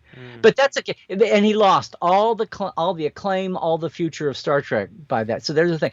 But there's another thing, and sometimes maybe you talk about this, the addiction of maybe it's just because we're young and inexperienced, and maybe the things we do when we're younger with adult eyes and life experience, we never would have done that, and we actually do them. But in the moment when we're 16, 18, 20, maybe things look worse than they are, because my other K3 is something that, since he started to talk about it, I will too. And it'll come out during the Voyager documentary. But can you put the group picture up there? Oh, yeah. Yeah. This is from premiere night of Voyager. This is the night they had Sally Ride at the Paramount Theater on the lot. And the building was only about a year old. This is not a great picture of them. My picture got screwed up by a chemist that had crappy chemicals, and everything went blue. So all my pictures from this night were messed. But anyway, so the next one I have is just honing in on, this is, again, not the best picture, but I did a crop out there of young Garrett Wang. Garrett had a really rough time. He was, beautiful boy, poster boy, sexiest man on TV nominee, those kinds of things. When he was young. He was like 20 here, I think, 2021.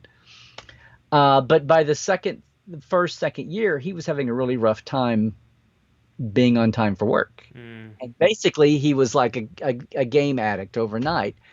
And they basically had the meeting in the principal's office. His parents came in with him, with Rick, and they had this, come to Jesus moment about, you've got to get yourself to work. We can't lose, come on, kid, you're being offered this great opportunity. Don't screw it up. The idea of an intervention happened there when some of the closest family members come and say, look, this is a problem, and we're here to help. And and when the talk about losing a character, I mean, when it came down that they've lost somebody in the cast and they're replacing somebody, I was totally expecting it to be Garrett. just Mm. because he had these issues in the past. And it turns out it's Jennifer, and she'd had some increasingly rapidly onset, really serious mental health issues that were affecting production, like Yeah. delays and her performance and all that. So um, that didn't happen. And thankfully, Garrett just grew up a little, and overcame that. And some of that was like the inexperience of youth. I'm going to chalk up to, and he's talked about that now. The last, he's made jokes about it. But I can remember hearing in the day Janet coming home and saying, "Well, Garrett got called to principal's office today," kind of a thing, and going, "Oh, oh, oh," and then remembering that he's only 20, 21. They wanted, he's a cadet age, just out of the academy age, and that's what they got, 22 maybe. So anyway, so that's, and it shone for the real world here. It shined a light on, can addictions be situational? I mean, Yeah.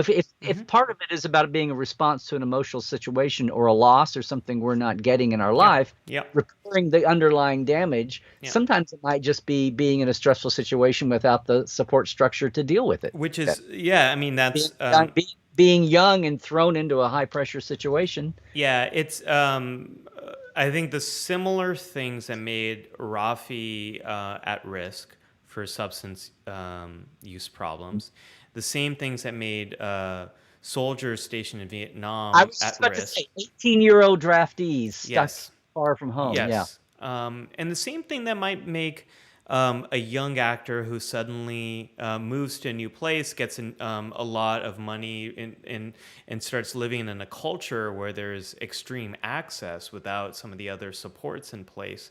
Yeah. Like, is And anyone surprised that we've this seen young happens? super. Now that you say that, we've seen so many young superstars have, like uh, Britney Spears or Justin Bieber or some of these, that they hit all this money and stardom and pressure really early, and they haven't had any adult underpinnings. It's hard. It's very hard. I'd say it's more common for these problems to happen than not in Anyway, that there's kind my of scenario. K3. I don't know if I Yeah. surprised you with where I went there, but Yeah, I didn't know. I really love a lot of the interviews that Garrett has given, and I got to meet him once too, and he was nothing but kind, and we had such a lovely conversation. But I did not know that he did struggle with any type of addictive process. I'm glad. and and it wasn't like addiction.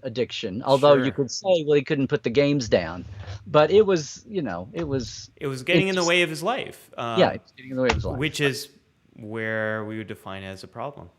Let's talk about an away mission. So, there's been a lot of discussion of people's relationship with some of these problems, whether it is Netflix, smoking, whether it is painkillers, alcohol use. A lot of people have described processes that they've gone through. And so what I want to share is what are some of the most basic things that could help you or help someone that you love that might be struggling with this stuff. And all of this comes from something called motivational interviewing, which was actually it's a technique that was developed to help people to stop smoking, Larry. It's not plexing. Okay. It's a few steps up from plexing, but this was something designed to help people with smoking, and then later it got used with all forms of problems related to habits and difficult to break habits. So what motivational interviewing is about, it's about helping people to understand what is going well and what's going less well. It's about stepping away from judgment and saying, like, why don't you just stop doing this? Why don't you just give it up? And it begins by asking someone, well, what do you like about Beetle snuff? What do you enjoy about it? That's a ridiculous question. Not bad. Not bad, Larry. Like, how does using the holodeck in this way help you? How is it something that is that you enjoy doing? What is the best thing about it? What do you like about smoking? What does smoking allow you to do? Maybe it gives me focus. Maybe it gives me this. Maybe it relieves the pressure. Maybe it reduces stress. Maybe it makes you feel more calm. You have to begin here by understanding what is this thing doing for you and making it easy for yourself to share those things or for someone else to talk about it. So often, Larry, the message is just be guilty, like you're hurting yourself, stop doing this. You know, the ad campaigns, when I lived in New York, there was an anti-smoking campaign, and it just showed someone. There was these images on the subway of this like destroyed lung, and it said like stop smoking. That doesn't really work.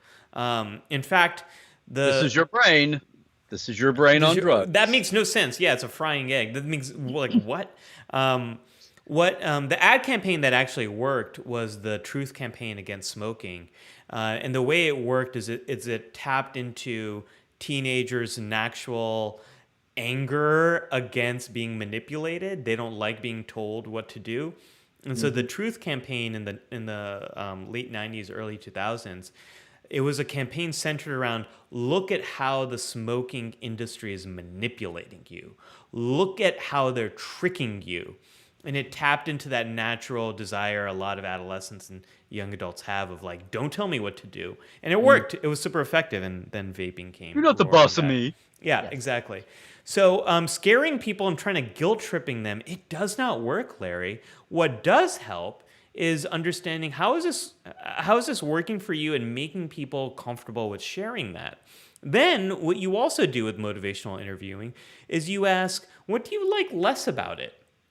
Not like what are the problems. What do you like less about it? What about this is sort of getting in the way of things for you? And people might say, I don't like how much it's costing me. It's very expensive to keep up this habit. I don't like feeling out of control. I don't like how my friends they might think of me as a result of this. Or, you know, people have a good sense of what some of the problems here are of this. And then helping people to understand, helping tip the scale, making it easier to move towards change. A lot of people who might struggle with addiction are actually deeply ambivalent about this issue. And ambivalence in the truest sense of the word. Ambivalence gets a bad rap, like you don't care about something. No, ambivalence means you very much care and you're torn between two paths. You're torn between option A, you're torn between option B. You're feeling very ambivalent. The thing about this is helping people to talk about that like, you know, I really want to make this change in my life, and at the same time this thing does a lot of stuff for me, so it's hard for me to make a change. Like that, having those kind of conversations, it's often what moves people and makes it easier for them to make some type of change in their life.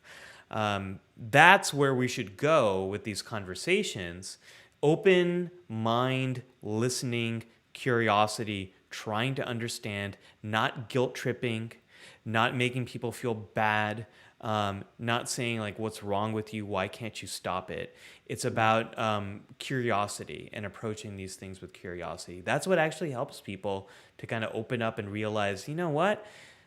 There's a lot that this thing is doing for me. I wonder if I can get some of those things in other ways. And that's what helps people to move forward. Yeah. Well, and 74% of what you said is applicable to any learning situation, not just addiction recovery. I mean, you know, listening, not guilting, not now. Some people are a light touch, like especially kids, and some kids, if you do the shame guilt thing, I mean in a healthy way. I don't mean in an abusive way. They're like, oh, okay. And they do, but that's, and especially the older and adults, you can't do that. But it's damaging. It sends people, you know, the other way. Exactly. And just trying to do that and finding that, you know, not the whack-a-mole, not the frontal assault, but the sidebar, which is anything in persuasive speech. If you're doing political talking or you're whatever, the best way to come at people is from an unexpected angle that finds a way to unify. You know, we're all in this together, not we're on opposite sides and I'm trying to drag you over a line. And I can see applying that to addiction counseling and counseling that way, where you're not just fighting the brain. Well, it's brain and brain, what is brain? It's the body may be fighting this as well as, their brain may know what they want to do and whether it comes out as guilt, but they're fighting something else by that time. Yeah, yeah. Because it starts off as The, the thing that they're having a negative of, a minus, a deficit. That's where it starts, but at some point, a lot of times they can't always recover that easy because there's become physical, right, biological. I mean, yeah. So this is the thing about why guilting doesn't really work with more habit forming, addictive processes is because they feel good. That's the definition is doing something that makes you feel good in the short term, but produces problems in the long term. So you're making someone feel bad for something that does feel good to them. But if you have these conversations around like, what do you like about this? How is it helping you? What is it doing for you? It reduces that guilt and it helps a person to understand, oh, there's a reason why I'm getting stuck in this video game or in fanfic or in, we haven't even talked about like potentially like watching too much Star Trek. Like we talked about other things, but like, what is it doing We for talked you? about collecting too many Eagle Moss ships. We But talked about yes, collecting too many ships, but like, or your situation. Yeah. if someone is feels like they're stuck watching too much Star Trek, like what's it doing for you? Well, it makes me feel better. It takes my mind off these problems. It makes me feel good and hopeful. I like spending time with these characters. I like getting lost in all the ideas of how this technology works. Oh wow, it's giving you hope. It's giving you connection. It's helping you to deal with stress. Wow, it's doing all of these different things for you. Oh yeah, I guess yeah. Well, what do you like less about it? I don't like the feeling of sitting down and watch one episode and then suddenly I've watched five. And now I'm up until late in the night and I wake up feeling very tired because I wasn't able to get enough sleep. Oh, okay, so you don't like how much time it's robbing from your life. That's how motivational interviewing works. And, we brought up like anti vaxxers earlier. There's a similar process that should be at play. Like, we shouldn't, there are many complicated reasons why someone might be against vaccination. We kind of need to approach those with curiosity and understanding. Otherwise, people just back off, just like they do with these conversations around addiction. Larry, let's open up these hailing frequencies. This is a big episode, and we've Yeah, I started to worry that even though I had, and somebody else, oh shoot, somebody else mentioned something else. I'll think about it. But I want to correct one thing here since we're talking about the chat. I missed who it was. It was somebody early on when I said Star Trek and porn built the internet. yeah. That's me. Somebody said that's a great quote, Larry. It's like, no, that was from somebody many years ago. Charlotte said that Star Yes. Trek and porn built the internet. Yeah. We could put it on a T-shirt. Just don't quote it to me. But more recently, and then not recently, I'm still an hour behind here. But then Justin Perry liked Canard to the 47th power. Yeah. Okay, if that's a big, I'll claim that one. Okay, that just.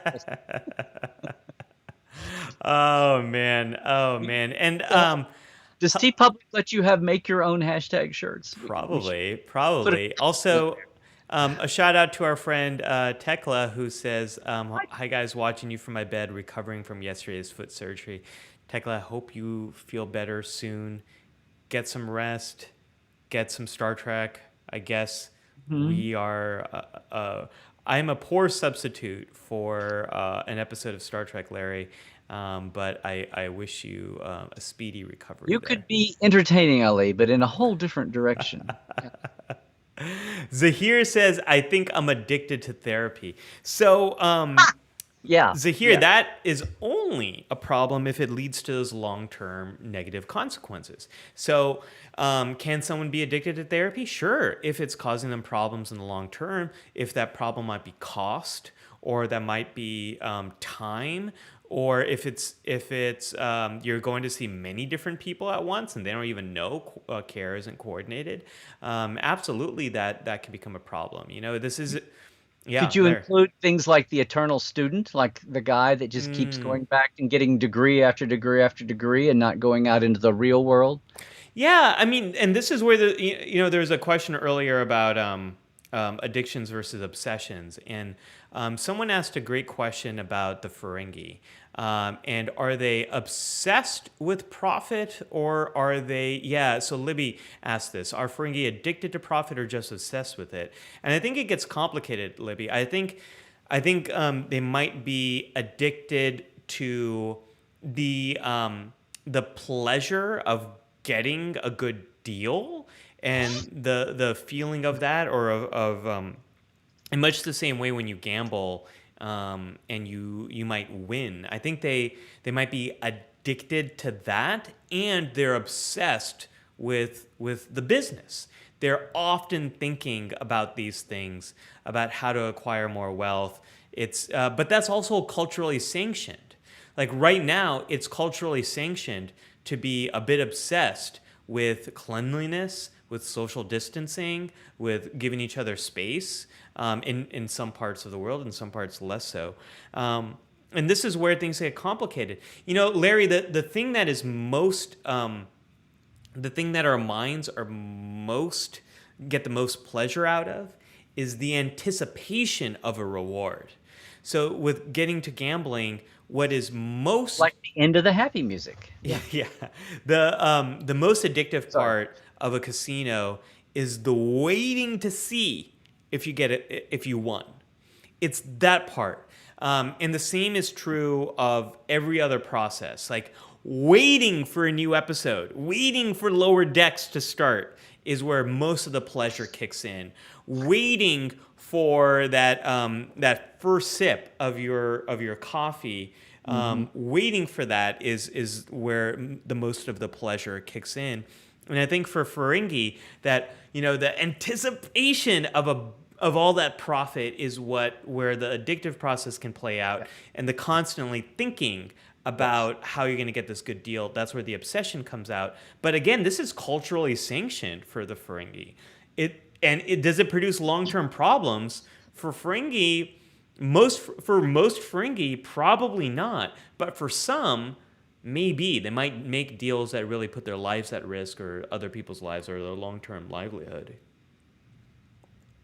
Right. Well, there are, we talk about species diversity, and people say, oh, like not every Klingon is a warrior. Not every Ferengi is a profiteer. Not every Vulcan is a logic master. Right. I mean, it's like there's at the risk of having it be a cardboard cutout stereotype, we do need diversity in a thriving space-based, especially. By the time you've got the development where you have space travel and you're off of your home world and you're out mixing with other species, there has to be some kind of a stability, a stabilizing factor in your culture. And so when we started to see Klingon lawyers and Klingon clerics and Klingon scientists, even though they had different, and we've talked about this, I think, they've got different levels in their own society. Or we talked about Ferengi scientists or Ferengi doctors or bureaucrats. Well, Brunt's a bureaucrat when he's working for the FCA, but of course it's a profit-related bureaucracy.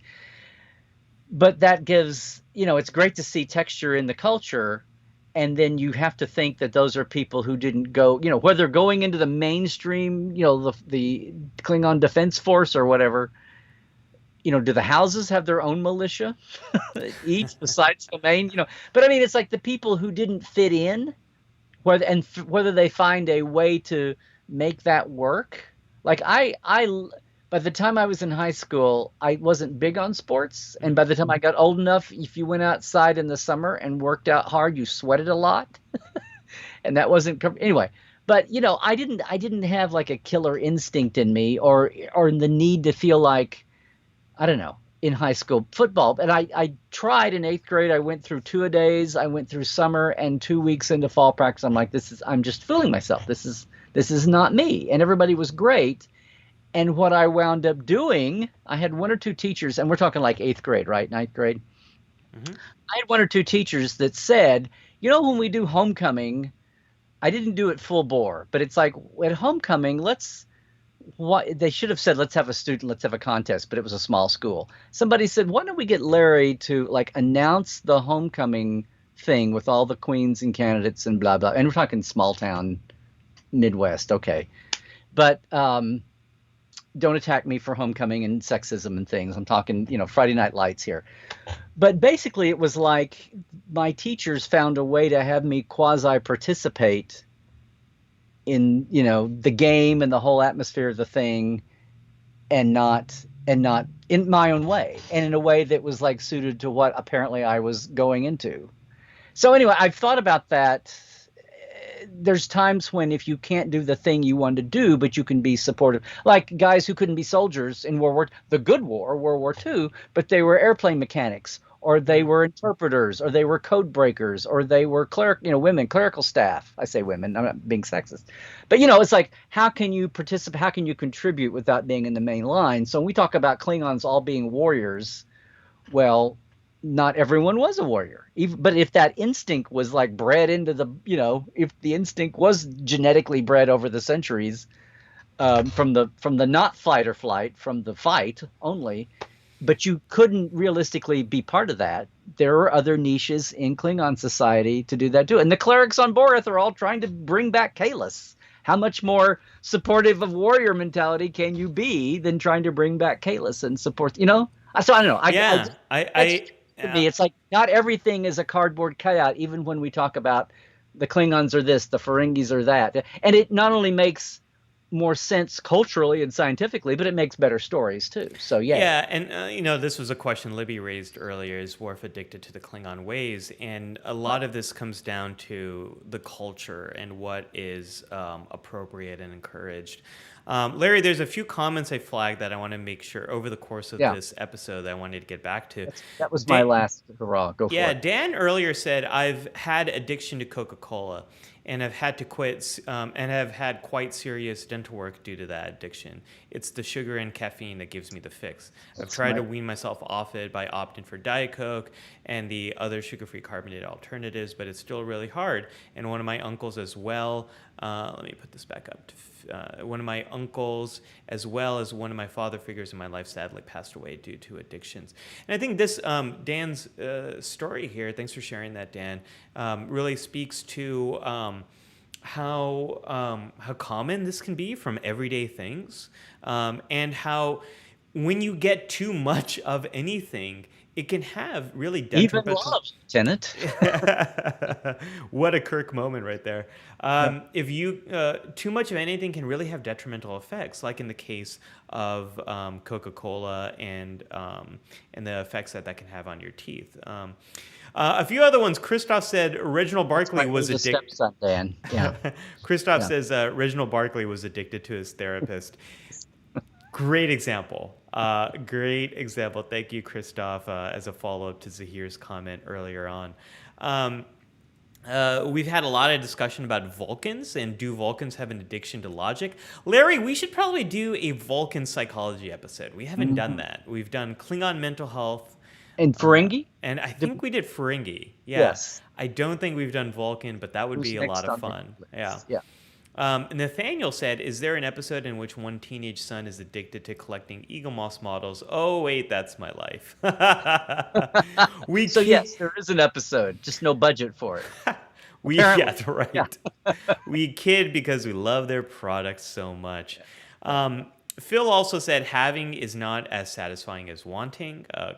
Famous reference right there, famous quote. And Phil also said the Orville covered hollow sex addiction. I haven't really seen the show, but I should do it. Melanie much earlier asked about my ankle injury. Melanie, I had a full recovery. I'm totally fine. Oh, yes, good. I still have a titanium plate in my ankle with like 9 screws, but I have full mobility, no problems, and it does not set off the metal detector, so that's good.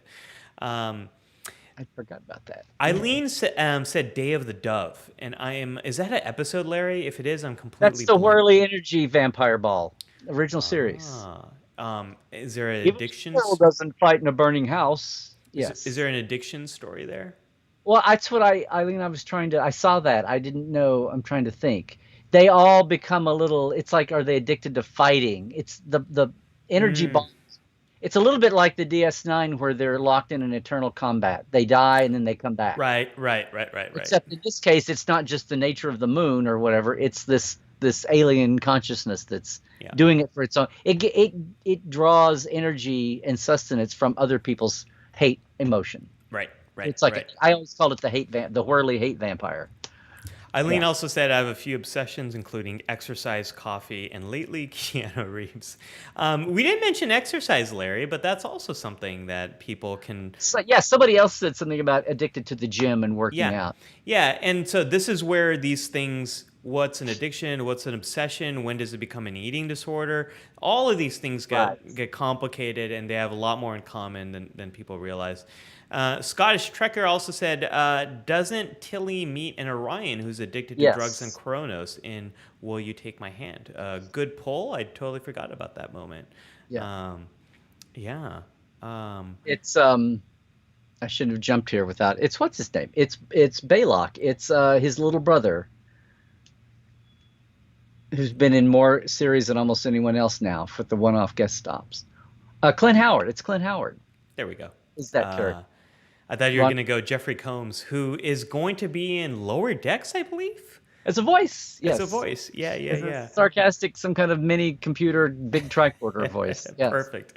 Melanie says, does cosplay count as an addiction? I mean, this is a thing where in one context, it can be, if it gives you a lot of pleasure and long-term problems, it could be. It could also be an obsession. It also can be a totally normal thing. And for vast millions of people, it's totally a normal thing. Glinda's saying, yes, Vulcan mental health. Absolutely. Larry, with that, we have, as we're coming to the end of the show here, next week, we've got new Star Trek.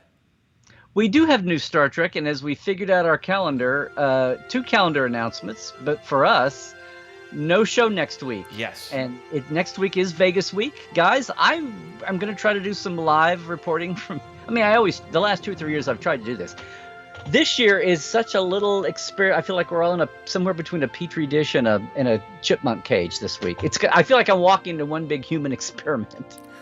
Hopefully won't have a neural neutralizer going on me, but this whole thing about having a convention while masked is going to be really interesting, and so many people have opted not to go now, including my wife was going to go for the first time in years, and not now, because she's got some plans right after, and she doesn't want to have any hullabaloo with that. So we're going to do all the right things, and hopefully other people, even beyond the TrekCon in the Rio, are going to do the same thing. So next week, though, Ollie and I cannot figure, because Vegas is starting Tuesday, basically, for me, travel and all that, we don't know a way to do a show next week. So we're going to have a week off. Yep. Saturday. So we'll be off. Larry's going to be on assignment, but folks, Larry will bring back lots of stories and knowledge and experience out there from Trekland's away mission to Vegas. Larry, I wish you good health and safety. Music's playing. I'm sorry, Ollie. Yes. Yeah, Yes, I wish you good health and safety on that trip. And Tuesday's live will be on Monday, everybody. Yeah. I'm sorry. Monday is the new Tuesday. Stay plugged in here to Trekland on Facebook, Larry Nemecek on YouTube. Larry, for all the updates, Public also this week. Where can people follow you to stay updated on your travels this week? LarryNemecek.com, and traveling, or Twitter would probably be a good place, at Larry Nemecek. But Larry Nemecek's Trekland for everything else. And I am Ollie Mattu on social media. You can check out the Psych Show on YouTube, where one of these days we'll have a new episode soon. That's where I make psychology. Sport channel going, Ollie. It's it is what it is. Folks, thank you so much for. I think we have a new viewer. Yay, Richard. Yeah, we do. Thank you, Richard. It was wonderful to have you here. Thanks for everyone. Share it, subscribe on YouTube. Share, subscribe. And until 2 weeks from now, folks, live long and prosper. Hey, everybody, trek well.